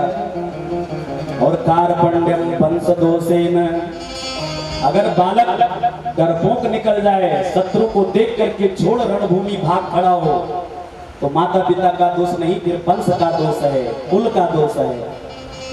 और आत्मदोषात् दरिद्रति, यदि बालक बालिका दरिद्र हो जाएं तो न माता का दोष है, न पिता का दोष है, न उसके कुल का दोष है, न उसके वंश का दोष है, ये उसके आत्मा का दोष है। तो भैया 5 साल तक बालकों का लालन पालन करना चाहिए। 5 साल के बाद 10 साल तक जितनी ताड़ना तक दे पाओ, जितना अनुशासन कर पाओ, अपने बाल गुरु जी के शरण में आए। गुरु जी के पास जाकर के बोले, गुरु जी अब शिक्षा पूरी हो गई है, अब मैं अपने घर को वापस जाना चाहता हूँ, इसलिए बताओ गुरु दक्षिणा के रूप में मैं आपको क्या ला करके दूं। गुरु जी ने कहा, देखो लाला हमको कछु नहीं चाहिए, अगर आप अपनी गुरु माता जी से जाकर के पूछ लीजिए यदि उनको चाहिए तो उनको दे दीजिए। भगवान दौड़े दौड़े गुरु माता की शरण में आए, गुरु माता से बताए। गुरु माता ने कहा, बेटा अब तुम हमको छोड़ करके चले जाओगे तो मुझे अपना पुत्र याद आएगा। भगवान ने कहा, माता जी आपका पुत्र? गुरु माता ने कहा, हाँ बेटा, बरसों पहले मेरा एक पुत्र इस समुद्र की जलधारा में डूब करके मर गया था, लेकिन जब से तू आया है मैं अपने उस मरे हुए पुत्र को भूल गई थी। अब तू जब मुझको छोड़ करके चला जाएगा तो मुझको वो मरा हुआ पुत्र याद आएगा। मैंने ऐसा सुना है कि तू साक्षात नारायण है, तो इसलिए गुरु दक्षिणा के रूप में मुझे तू कुछ देना चाहता है, तो अगर हो सके तो मेरे पुत्र को ला करके मुझे वापस कर दे। भगवान ने कहा, फिर चिंता मत करिए माता जी, और तुरंत दाऊ जी को साथ में लेकर के भगवान समुद्र के पास पहुंचे। समुद्र ने जैसे भगवान का दर्शन किया तो तुरंत पूजन की थाल लेकर के आगे सामने खड़ा हो गया, क्योंकि समुद्र देव को पता है कि ये हमारे राम जी नहीं, ये हमारे श्याम जी हैं। राम जी हमारे तो बड़े भोले भाले हैं। समुद्र की शरण में गए, 3 दिन तक बिना कुछ खाए पिए बैठे रहे। क्यों? समुद्र से रास्ता मांग रहे हैं। 3 दिन के बाद क्रोध आया, विनय न मानत जलधि जड़ गए 3 दिन बीत, बोले राम सको बतब भय दिन हो 3 दिन के बाद श्रीमान जी को क्रोध आ रहा है। ऐसा भगवान कभी आपने देखा है? भगवान लखनलाल जी से कहते हैं कि क्रोध तो मुझको सुग्रीव के ऊपर बहुत आ रहा है, पर जा करके आज समझाओ, दंड में उसको कल दूंगा। लखनलाल जी ने कहा, जय हो महाराज, क्रोध किसी के ऊपर आ जाए और दंड कर दोगे, ये क्या है? तो बोले, भगवान की कृपा ऐसे ही होती है, भगवान बड़े दयालु हैं। अपने भक्तों के अवगुणों पर भगवान पर्दा डाल देते हैं। भगवान के जैसा दयालु संसार में कोई दूसरा हो ही नहीं सकता। समुद्र देवता दौड़े दौड़े आए, पूजन किया। भगवान ने तुरंत बताया कि मेरे गुरु जी का पुत्र आपकी जलधारा में बरसों पहले डूब करके मर गया था, इसलिए मेरे गुरु जी के पुत्र को वापस करो। समुद्र देव ने हाथ जोड़ करके कहा, महाराज मेरी बड़ी विशाल धारा है, मैं नहीं जानता कि आपके गुरु जी का पुत्र कैसे मर गया, पर मेरे जलधारा में एक दैत्य छुप करके रहता है। अगर उसने कुछ गड़बड़ी की हो तो मैं नहीं बता सकता। भगवान ने मारी छलांग, पहुंच गए जल के अंदर जाकर के, और वहां पर शंखचूर्ण नाम के दैत्य का प्रभु ने उद्धार किया। गुरु जी का पुत्र तो नहीं मिला, पर पांचजन्य नामक शंख प्रभु को मिल गया। बोल कृष्ण कन्हैया लाल की जय। उस पांचजन्य नामक शंख को लेकर के भगवान सीधा संयमनी नगरी में पहुंचे और मुख्य प्रवेश द्वार पर खड़े होकर के पंचजन्य शंख को इतनी जोर से बजाना शुरू किया कि महाराज धर्मराज का सिंहासन हिलने लगा। तुरंत अपने 2-4 सैनिकों को साथ के लिए भोजन की थाल लेकर के मुख्य प्रवेश द्वार पर आ गए। अच्छा, मुख्य प्रवेश द्वार पर क्यों आ गए? मानो इसलिए आ गए कि यमराज ने मन में विचार किया कि कहीं प्रभु अगर हमारे घर के अंदर आ गए तो ये जितने पापी हैं, ये सारे पापी अभी प्रभु का दर्शन करते ही सब तर जाएंगे। इसलिए आगे बढ़ करके भगवान का स्वागत किया। भगवान ने कहा, मेरे गुरु जी का पुत्र वर्षों पहले मर गया था, मेरे गुरु जी के पुत्र को वापस कीजिए। यमराज ने हाथ जोड़ करके कहा, महाराज यहाँ जो आता है सब कर्म बंधन में बंद करके आते हैं। यदि आपके गुरु जी का पुत्र यहाँ पर आया है तो कर्म बंधन में बंद करके आया होगा। भगवान ने कहा, मेरी आज्ञा है, उसके सारे कर्म बंधनों को छोड़ दीजिए और मेरे गुरु जी के पुत्र को वापस कर दीजिए। गुरु पुत्र निहानितम निज कर्म निबंधनम आनयस्व महाराज मच्छासन पुरस्कृतः।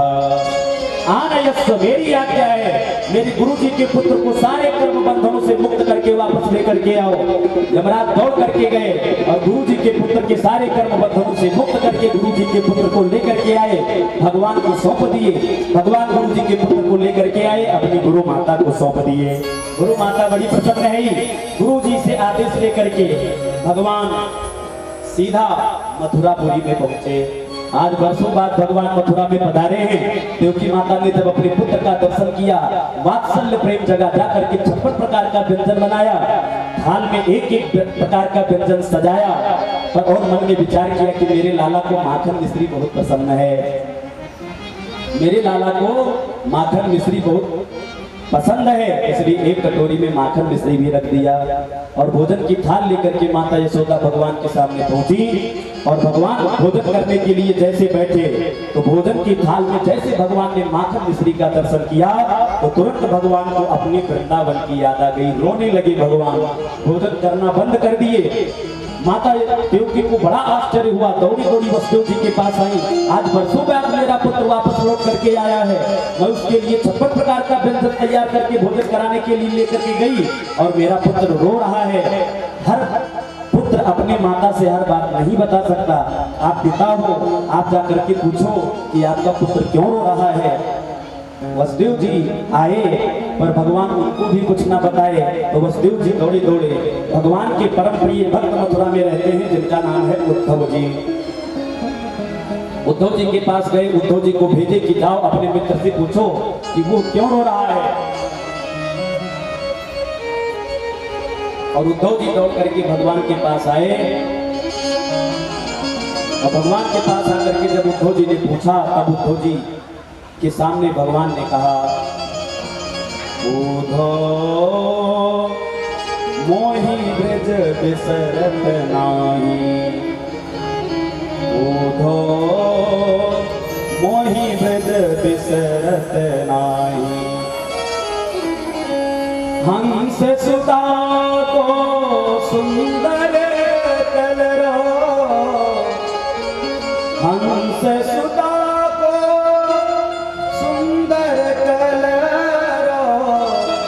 और वृंदावन बट छाही, उद्धव मोहि ब्रज बिसरत नाही। उद्धव, मुझको वृंदावन की बहुत याद आ रही है, इसलिए जब मैं वृंदावन से मथुरा की तरफ आ रहा था तो सारी गोपियां हमको आने ही नहीं दे रही थी। और सारी गोपियों को मैंने वचन दिया था कि आज मैं जाऊंगा, कल मथुरा का मेला देखूंगा और परसों अपने वृंदावन में वापस आ जाऊंगा। तो परसों का दिया हुआ वचन बरसों बीत गए, पर आज तक लौट करके ना तो मैं स्वयं गया और ना कोई मेरे द्वारा दूत ही भेजा गया। इसलिए हे उद्धव, मेरी आज्ञा मानो और तुम एक बार वृंदावन में जाओ और वहां की गोपियों को समझाओ और उनसे कहना कि अगर हो सके तो वो हमको भूल जाएं। त्रिफुलेनां प्रवरो मंत्री कृष्णस्य दयितः सखा शिष्यो बृहस्पते साक्षात् उद्धव बुद्धिसत्तमः। भगवान ने मन में विचार किया कि मेरा जो परम प्रिय भक्त ये उद्धव है, ये परम ज्ञानी है, इसके अंदर ज्ञान तो कूट कूट के भरा है, पर ये प्रेम नाम की वस्तु को जानता ही नहीं है। प्रेम किसे कहते हैं ये जानता ही नहीं है, इसलिए इसको एक बार प्रेम की नगरिया वृंदावन में भेज देते हैं। वहां पर जाएगा तो प्रेम की नगरिया में स्नान करके आएगा तो प्रेमी हो जाएगा। इसलिए भगवान उद्धव जी को समझाए और कहा जाओ ब्रज में। उद्धव जी मन में विचार कर रहे हैं कि मैं परम व्याकरण का परम विद्वान, मैं जाकर के जब व्याकरण के एक एक सूत्रों को उन गंवार आचार्य गोपिकाओं के सामने साधना शुरू करूंगा तो ये आचार्य गोपिकाएं भला मेरे सूत्रों को क्या समझ पाएंगी। पर भगवान की आज्ञा है इसलिए हमको जाना पड़ेगा। भगवान ने अपना पीतांबर उठा करके उद्धव जी के गले में पहना दिया और कहा जाओ और ब्रज की गोपियों को समझा करके आओ। उद्धव जी चल पड़े। रात्रि के समय उद्धव जी नंद भवन के सामने पहुंचे तो नंद बाबा ने देखा कि कोई रथ मथुरा की तरफ, मथुरा से वृंदावन की तरफ आ रहा है। तो नंद बाबा ने मन में विचार किया कि लगता है मेरो लाला आ गए। दौड़ करके गए तो जब पीतांबर का दर्शन किया तो उनको पूरा विश्वास हो गया, लगता है मेरो लाला आ गया। लेकिन जब ध्यान से देखा तो मन में विचार किया ये कृष्ण जैसा है, कृष्ण नहीं है, ये कृष्ण जैसा है। फिर भी स्वागत किया, लेकर के अपने घर पर आए और घर पर ला करके उद्धव जी का बड़ा दिव्य भव्य स्वागत किया, भोजन आदि से निवृत्त कराया। और उद्धव जी जब विश्राम करने लगे तब नंद बाबा उनके पास जाकर के पूछने लगे, अरे उद्धव जी बताओ, कभी मेरे कन्हैया को इस वृंदावन की याद आती है?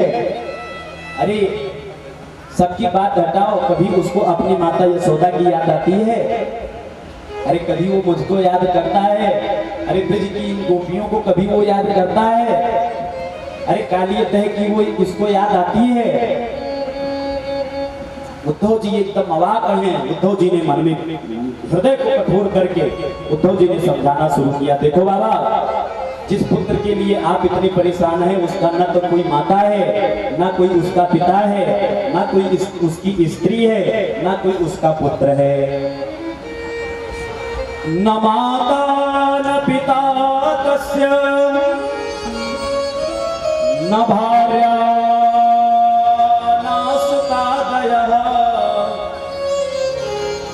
नात्मीयो न परश्चापि न देवो जन्म एव च। हे बाबा, कि आपके उस पुत्र का ना तो कोई माता है, ना कोई उसका पिता है, ना कोई उसकी स्त्री है, ना कोई उसका भार्या है, ना कोई उसका पुत्र है। वो परम तत्व है, ब्रह्म है। नंद बाबा के नेत्रों में आंसू आ गए। नंद बाबा ने कहा, अरे उद्धव जी, आप तो इस प्रकार से कह रहे हैं कि जैसे कोई प्यास के मारे तड़प रहा हो कि पानी नहीं मिलेगा तो मैं पानी के कारण मर जाऊंगा, और उसके पास कोई व्यक्ति जाकर के पानी न पिला करके उसको पानी का ज्ञान दे। अरे भैया, पानी कहाँ नहीं है? धरती खोदो तो नीचे पानी, अरे ऊपर आकाश में देखो तो पानी। अरे इन सबको छोड़ो, ये जो अपना शरीर है, क्षिति जल पावक गगन समीरा, इसमें भी तो पानी है। तो क्या वो गलत कह रहा है? कहे तो बिल्कुल वो गलत नहीं रहा है, लेकिन एक बात बताओ, क्या पानी का ज्ञान हो जाने से प्यास बुझ जाएगी? प्यासा तो केवल एक बात कहेगा कि देखो महाराज, हमको पानी का ज्ञान नहीं सुनना है, पानी पीना है, क्योंकि प्यास हमारी बुझेगी पानी पीने के बाद। पानी का ज्ञान होने से हमारी प्यास बुझने वाली नहीं है। तो उसी प्रकार से उद्धव जी महाराज, आप कह रहे हो कि उसका कोई माता पिता नहीं, उसका कोई आकार नहीं, वो निराकार है। अरे जिसका कोई, अगर उसका कोई आकार नहीं है तो इसी यशोदा ने उसको ऊखल से बांध दिया था। कैसे बांध दिया? अगर उसका कोई माता पिता नहीं है तो जब पर वो लोक में वरुण के दैत्य सैनिक मुझको पकड़ करके लेकर के गए थे, तो वहां पर जब वो मुझको बचाने के लिए गया तो वहां पर उसने कहा कि नंद बाबा मेरे पिता हैं, तो अगर मैं उसका पिता ना होता तो मुझको अपना पिता क्यों कहता? अखिया हरि दर्शन की प्यासी, हमारी आंखें भगवान श्री कृष्णचंद्र जी की दर्शन की के लिए लालायित हैं, दर्शन की प्यासी हैं, और आप पानी न पिला करके पानी का ज्ञान देने आए हो उनको। उद्धव जी एकदम अवाक रह गए। इसी प्रकार से पूरी रात्रि बीत गई और इधर सुबह होते ही उद्धव जी यमुना जी में स्नान करने के लिए गए, और यमुना जी में स्नान करके वापस आ रहे थे कि रास्ते में देखा कि ब्रज की सारी गोपियां इकट्ठी होकर के आपस में बात कर रही हैं, बैठी हुई हैं। श्री राधा रानी मुख्य प्रतिनिधि के रूप में, सारी गोपियों की प्रतिनिधि के रूप में राधा रानी बैठी हुई हैं, और राधा रानी को चारों तरफ से घेर करके सारी गोपियां बैठी हुई हैं। उद्धव जी स्नान करके वापस लौट करके आए, उन गोपियों के पास गए। राधा रानी ने पूछा, जानी मस्त्वाम यदुपते पार्षदम समुपागतम भर्त्रे प्रेषिता पित्रोर भवान प्रिय चिकीर्षया। जानी मस्त्वाम, मैं जानती हूँ कि आपको किसने भेजा है। अरे वो यदुपति, यदुवंशियों का जो पति है, वो कृष्ण कन्हैया ने ही तुमको भेजा होगा, क्योंकि बड़े बड़े योगी भी अपने माता पिता के प्रेम को भूल नहीं पाते, इसलिए उसको आ गई होगी अपने माता पिता की याद, इसलिए भेज दिया आपको। क्योंकि नहीं तो इस ब्रज में उसको याद करने के लिए बचा ही क्या है। वो ठीक इसी प्रकार से इस ब्रज का त्याग करके चला गया। जैसे जंगल में आग लग जाए तो जंगल में रहने वाले जितने पशु पक्षी हैं, सारे पशु पक्षी जंगल का त्याग करके भाग जाते हैं, उसी प्रकार से कृष्ण कन्हैया हम लोगों को छल करके यहाँ से चला गया। दूसरी गोपी ने कहा, जैसे पुष्प का पराग लेकर के मधुर भ्रमर गायब भौरा उड़ जाता है, उसी प्रकार से हम गोपियों का पराग लेकर के वो उड़ करके यहाँ से चला गया।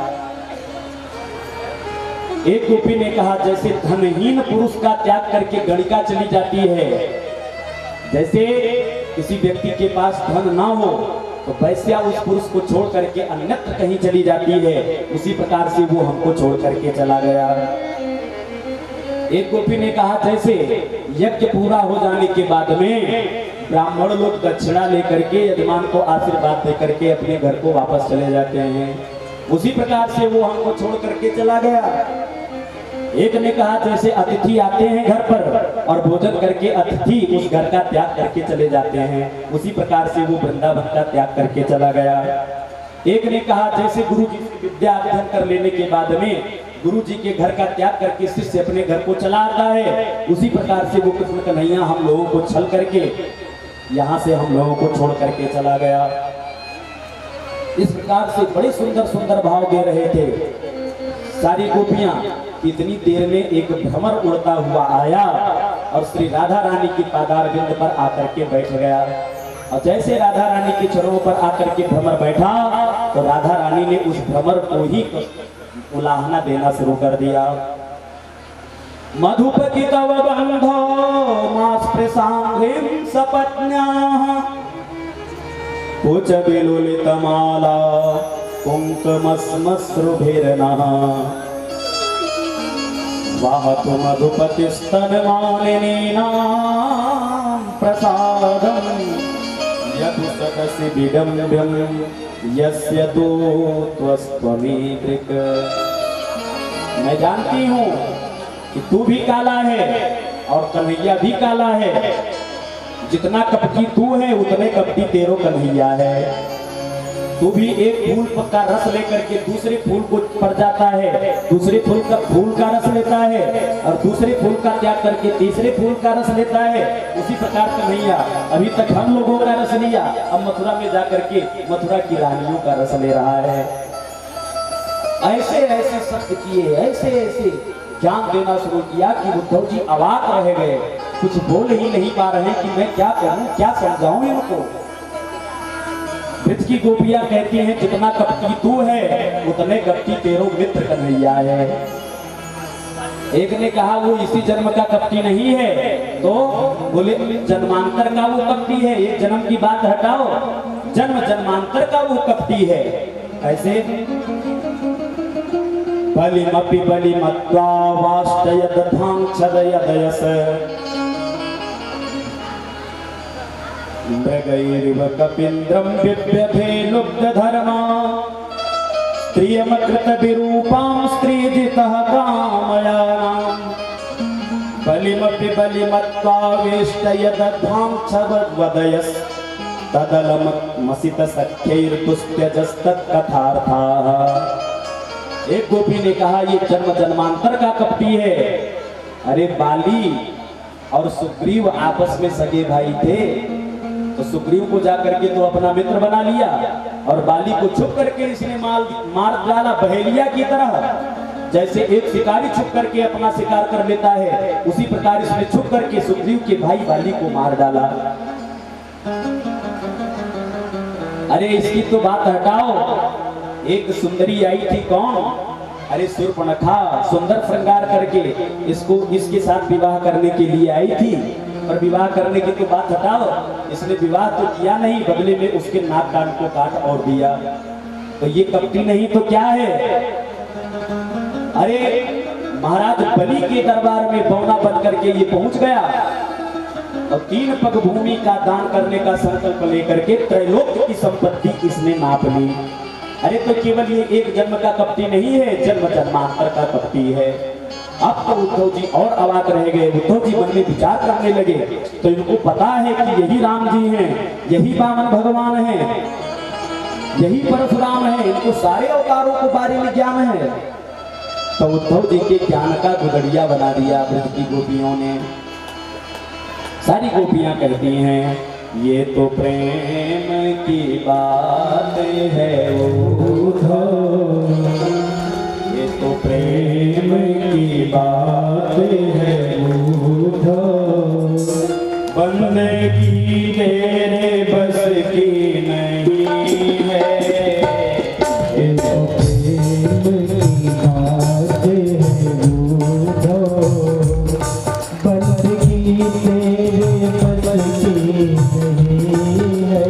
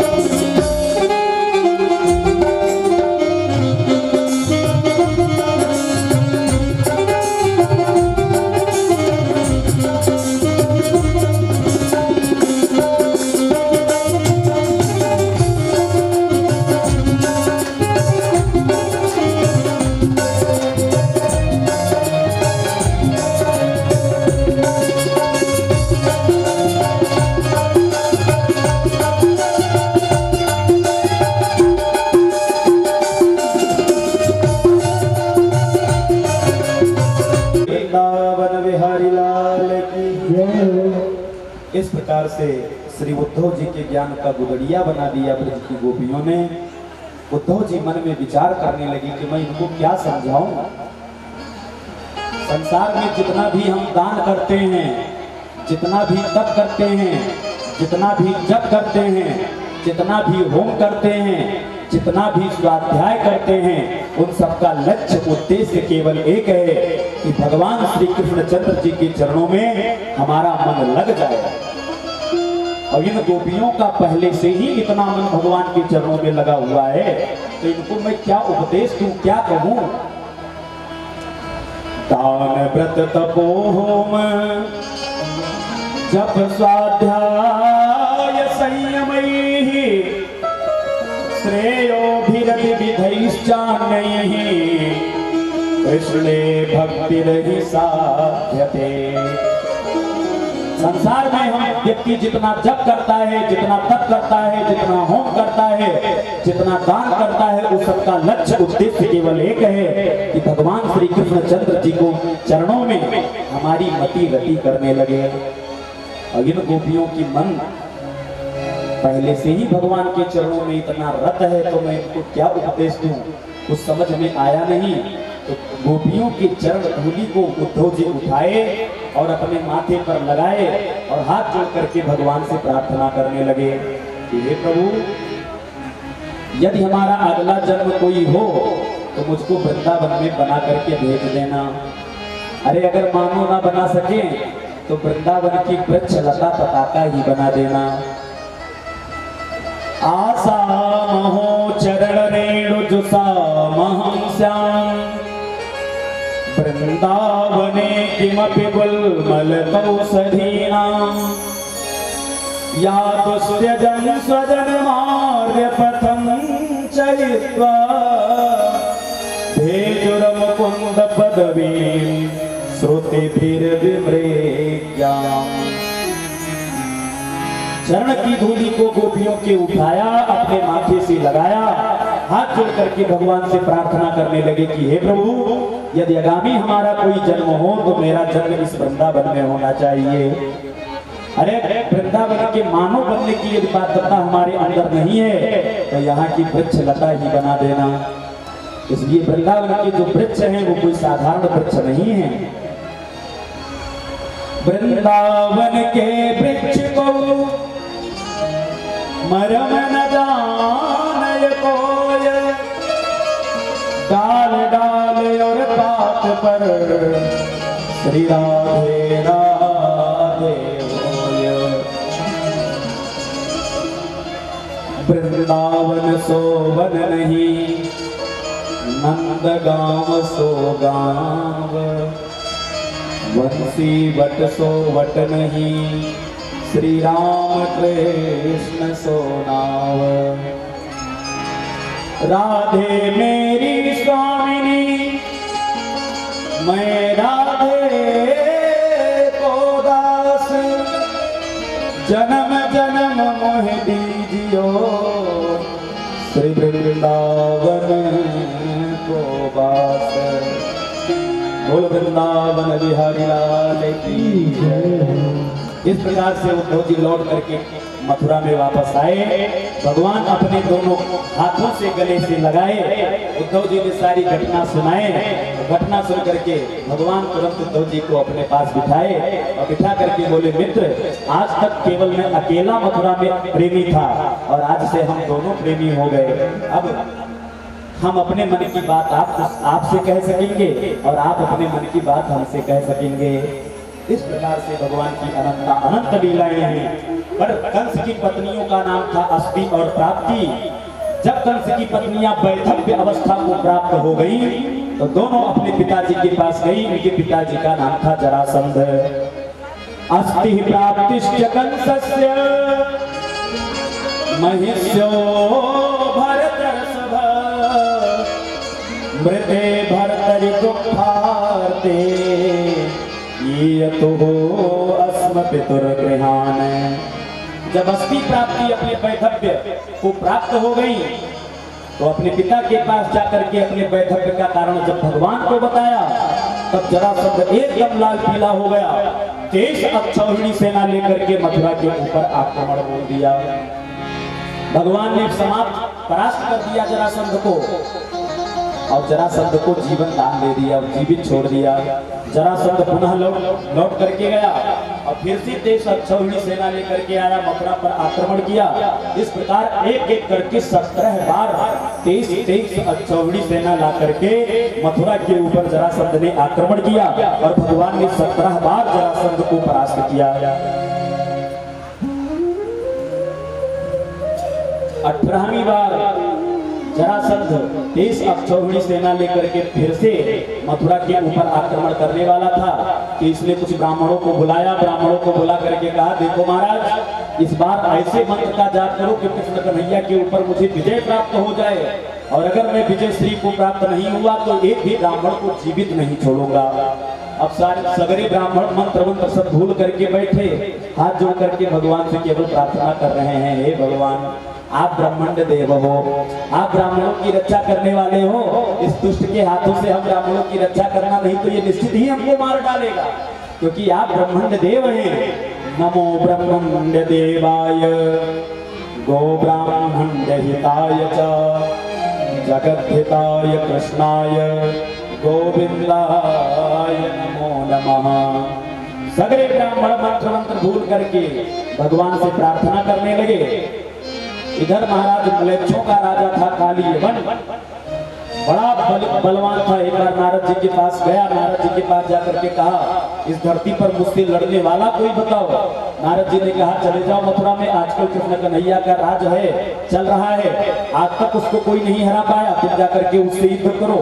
तो 1 करोड़ अक्षौहिणी सेना को लेकर के 1 करोड़ बलेच्छों की सेना को लेकर के मथुरा के ऊपर आया और रात ही रात में मथुरा को चारों तरफ से घेर लिया। इधर भगवान दाऊ जी के पास आए, दाऊ जी के पास आकर के बोले भैया अब लड़ते लड़ते बहुत थक गए हैं, इसलिए हमारी इच्छा हो रही है कि अब छोड़ मथुरा जाकर के कहीं अलग बस जाएं। दाऊ जी ने कहा अरे कन्हैया ये भागने की बात मत कर, लोग हमको रणछोड़ कहेंगे। भगवान ने कहा जहां माखन चोर चीर चोर कहते हैं वहां रणछोड़ और कह लेंगे, एक नाम और बढ़ जाएगा, इससे ज्यादा तो कुछ नहीं होगा। दाऊ जी ने कहा ठीक है लाला, तेरे मन में जो आवे सो कर। भगवान ने तुरंत विश्वकर्मा को आदेश दिया, बुलाया और आदेश दिया जाओ समुद्र के बीचों बीच द्वारिकापुरी का ऐसा निर्माण करो जो स्वर्ग के समान देखने में सारी, वहां उस द्वारिकापुरी में सारी सुख सुविधा होनी चाहिए। विश्वकर्मा दौड़े दौड़े आए, समुद्र के बीचों बीच द्वारिकापुरी बसाए। भगवान सोते हुए मथुरा वासियों को उठाए और ले जाकर के द्वारिकापुरी में सुलाए। अब मथुरा में केवल भगवान कृष्ण और बलराम बचे। इधर भगवान तुरंत मुख्य प्रवेश द्वार से बाहर निकलते हुए जैसे दिखाई दिए, काली अवन ने देखा तो पहचान गया यही काला काला मुरली वाला है। तो तुरंत भगवान का पीछा किया, भगवान भागने लगे तो काली अवन पीछे से भगवान को खदेड़ने लगा। भगवान पहुंच गए, एक गुफा में प्रवेश कर गए जहां पर एक मुचकुंद नाम के राजा सो रहे थे। भगवान ने अपना पीताम्बर उठा करके उन राजा के ऊपर सुला दिया। काली अवन पहचान नहीं पाया और राजा के ऊपर जाकर के जैसे पादप प्रहार किया, मुचकुंद राजा के नेत्र खुले, दृष्टि पड़ते ही काली अवन जल करके राजा का ढेर हो गया। बोल कृष्ण कन्हैया लाल की जय हो। जैसे मुचकुंद नाम के राजा की दृष्टि पड़ी काली अवन के ऊपर तो तुरंत चल करके राख का ढेर हो गया। ये मुचकुंद सूर्यवंशी राजा था। एक बार देवासुर संग्राम में इसने देवताओं की बड़ी सहायता की। देवताओं ने वरदान मांगने को कहा तो कहा महाराज मैं सोना चाहता हूँ। देवताओं ने कहा जाओ जाओ इस गुफा में सो जाओ, जो तुमको जगाने आएगा तुम्हारी दृष्टि पड़ते ही वो जलकर राख का ढेर हो जाएगा। आज भगवान ने मुचकुंद के माध्यम से काली अवन का उद्धार किया। मुचकुंद ने भगवान की दिव्य स्तुति की, भगवान के चरणों में प्रणाम करके कहने लगा प्रभु आप मुझको अपनी भक्ति प्रदान कीजिए। भगवान ने कहा सोते सोते सारा जीवन बिता दिया, भक्ति मांग रहा है, इस जन्म में नहीं अगले जन्म में तुझे मेरी भक्ति प्रदान होगी। तो संतों का विद्वानों का कहना है कि वही मुचकुंद इस कलयुग में नरहरि दास के रूप में उनका जन्म हुआ और भगवान के दिव्य गुणानुवाद को वो गाते रहे। बोल कृष्ण कन्हैया लाल की जय हो।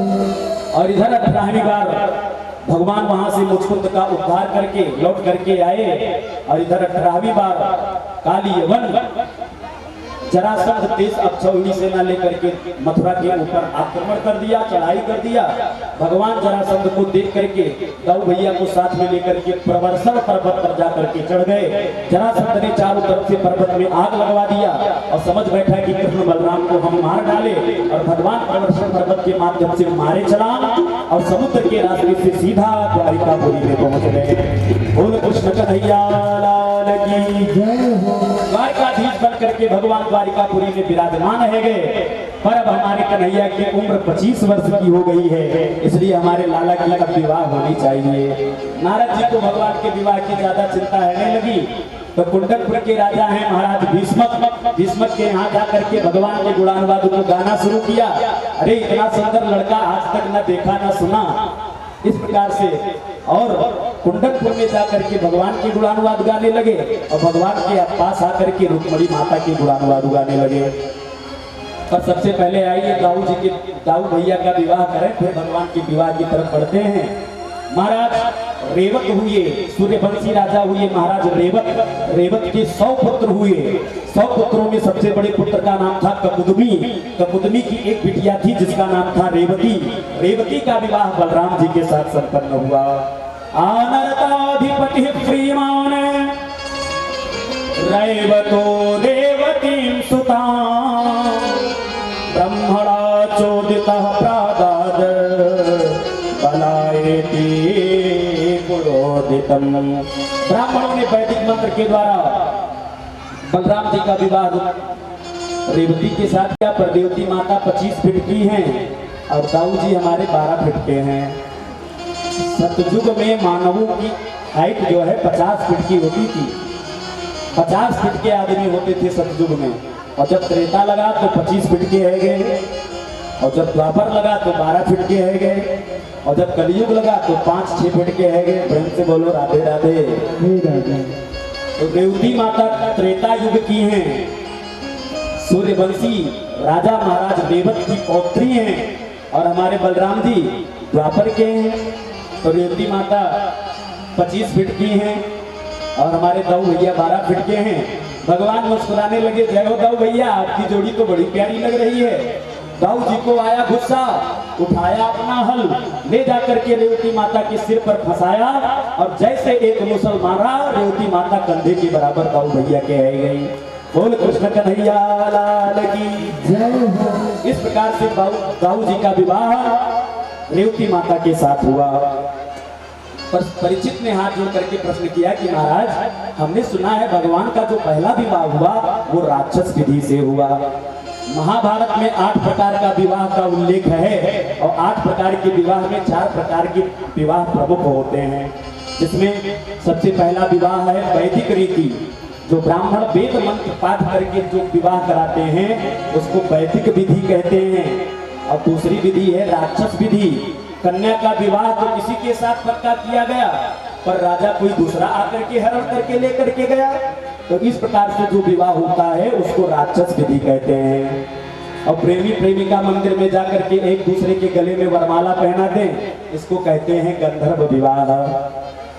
और भैया प्रेमी प्रेमिका आपस में बहुत प्रेम करते हैं, विवाह करना चाहते हैं, पर न लड़की के माता पिता विवाह करना चाहते हैं, न लड़के के माता पिता विवाह करना चाहते हैं, तो क्या करें, दोनों भाग करके गए और बाहर जाकर के विवाह किए, उसको कहते हैं पैशाच विधि।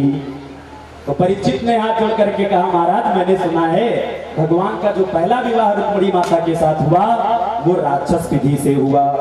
भगवान भीष्मक सुताम रुक्मिणी रुचिराननाम राक्षसेन विधानेन उपैमा इति श्रुतम। हे महाराज, हमने ऐसा सुना है कि भगवान का जो पहला विवाह माता रुक्मिणी के साथ संपन्न हुआ वो राक्षस विधि से हुआ था। शुक्राचार्य जी मुस्कुराए, मुस्कुरा करके बोले, राजन तुमने बिल्कुल ठीक सुना था। राजासीद भीष्मको नाम विदर्भाधिपतिर्महान् तस्य पंचाभवन पुत्रा कन्यैका च वरानना। कुंडनपुर के राजा महाराज भीष्मक हैं, इनके 5 पुत्र हैं। 5 पुत्र में सबसे बड़े पुत्र का नाम है रुक्मी, रुक्मरथ, रुक्मबाहु, रुक्मकेश, रुक्माली। ये 5 पुत्र हैं, और सबसे छोटी बिटिया है जिसका नाम है रुक्मणी। एक दिन राजा भीष्मक की दृष्टि अपनी बिटिया के ऊपर पड़ी, तो मन में विचार आया कि बिटिया हमारी सयानी हो गई है, तो इसका विवाह कहीं करना चाहिए। तो अपने 5 पुत्रों को बुलाए, अपने पास बिठाए और बोले, देखो बेटा, आपकी बहना हमारी बिटिया सयानी हो गई है, इसलिए इसका विवाह करना चाहिए। आजकल मैं द्वारिकाधीश के बारे में, कृष्ण कन्हैया के बारे में बड़ी बड़ी बातें सुन रहा हूँ, इसलिए मेरे मन में विचार आ रहा है, अगर आप 5 भाइयों को कोई आपत्ति ना हो तो तुम्हारी बहना का विवाह द्वारिकाधीश के साथ कर दिया जाए।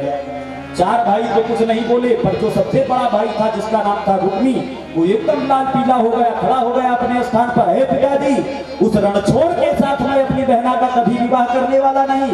वो नंबर 1 का छलिया है, वो नंबर 1 का कपटी है। भीष्मक ने कहा, ठीक है बेटा, अब ज्यादा विस्तार मत कर, अब अपनी बहना का विवाह स्वयं कर, मैं तो केवल सेवा करूंगा और बाकी मैं कुछ नहीं करूंगा। रुक्मी ने कहा, ठीक है पिताजी, आप अपने घर पर विराज आराम करो, मैं अपनी बहना के लिए वर ढूंढ करके आता हूँ। उठ करके गया थोड़ी दूर से वापस घूम करके आया। पिताजी, परसों बारात आ रही है। भीष्मक ने कहा, अरे बेटा, इतनी जल्दी बारात कहाँ, पक्का कराए शादी, विवाह कहाँ कराए पक्का? तो रुक्मी ने कहा, देखो महाराज, मेरा कोई ऐसा वैसा निर्णय नहीं है। चेती नरेश दमघोष के पुत्र शिशुपाल के साथ मैं अपनी बहना का विवाह पक्का करके आया हूँ, इसलिए जाओ विवाह की तैयारी करो, परसों बारात आ रही है। भीष्मक जी ने कहा ठीक है भाई बेटा, और भीष्मक जी विवाह की तैयारी में लगने लगे। और इधर जब रुक्मणी माता को इस बात का पता चला कि मेरा विवाह मेरे भैया ने शिशुपाल के साथ पक्का किया है, तो भाभियों के पास जाकर के रोना शुरू की और अपने हृदय की व्यथा को बताया। भाभियों ने कहा देखो अब जो होना था वो हो गया, अब एक ही उपाय है। क्या उपाय है? बोले एक चिट्ठी लिखो और किसी ब्राह्मण के हाथ से पहुंचवाओ उसको द्वारिका में, तभी कुछ हो सकता है, नहीं तो तुम्हारा विवाह तो शिशुपाल के साथ ही पक्का होएगा। तुरंत रुक्मणी माता ने एक चिट्ठी लिखा, एक ब्राह्मण देव को बुलाया, चरणों में किया प्रणाम और कहा महाराज ये चिट्ठी नहीं, ये मेरे प्राण हैं, अगर समय से ये चिट्ठी नहीं पहुंची द्वारिकाधीश के पास तो मैं अपने इस कलेवर का त्याग कर दूंगी, पर विवाह करूंगी तो केवल द्वारिकाधीश के साथ करूंगी। चिट्ठी दे करके ब्राह्मण देवता के चरणों में किया प्रणाम और इधर ब्राह्मण देवता चल पड़े और रात में ही अर्धरात्रि के समय ब्राह्मण देवता द्वारिकापुरी में पहुंच गए। भगवान देखे, दौड़ करके आए, भगवान ब्राह्मण देवता के चरणों में प्रणाम किए, अपने अंतःपुर में लेकर के गए और सबसे पहले पूछा ब्राह्मण देवता बताइए तुम्हारा धर्म कर्म कैसे चल रहा है। ब्राह्मण देवता ने कहा वो सब ठीक है। चिट्ठी निकाल के भगवान के हाथों में दिया। भगवान ने कहा इस चिट्ठी में क्या लिखा हुआ है? ब्राह्मण देवता ने कहा देखो महाराज ये आपकी प्राइवेट चिट्ठी है, इसको मैं नहीं पढ़ सकता। भगवान ने कहा देखो आज तक मैंने ब्राह्मणों से कोई रहस्य नहीं छुपाया, इस चिट्ठी में जो जो लिखा है सो तुम सब पढ़ करके हमको सुनाओ।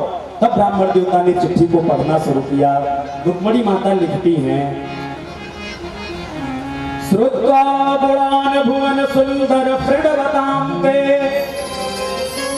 निर्विश्य कर्ण विवरैरहरतोंगतापम् रूपं दृशां दृशिमतामखिलार्थलाभम् त्वय्यच्युतापि सति चित्तमपत्रपं मे काका मुकुन्द महती गुणशील रूप विद्यावयोद्रविवधामभिरात्मतुल्यम् हीरापतिं कुलवती न वृणीत कन्या कालेन्द्र सिंह नरलोक मनोभिरामम्।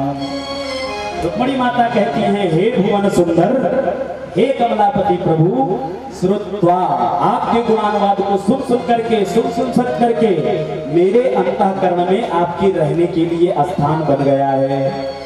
इसलिए हे भुवन सुंदर आकर के मेरा पाणी ग्रहण कीजिए, क्योंकि दुर्भाग्यवश मेरा भाई मेरा विवाह शिशुपाल के साथ पक्का करके आया है और मैं शिशुपाल के साथ कभी विवाह करने वाली हूं नहीं। इसलिए सिंह की तरह आइए और अपने भाग को लेकर के जाइए। देखिए महाराज, देखिए जो प्रेमी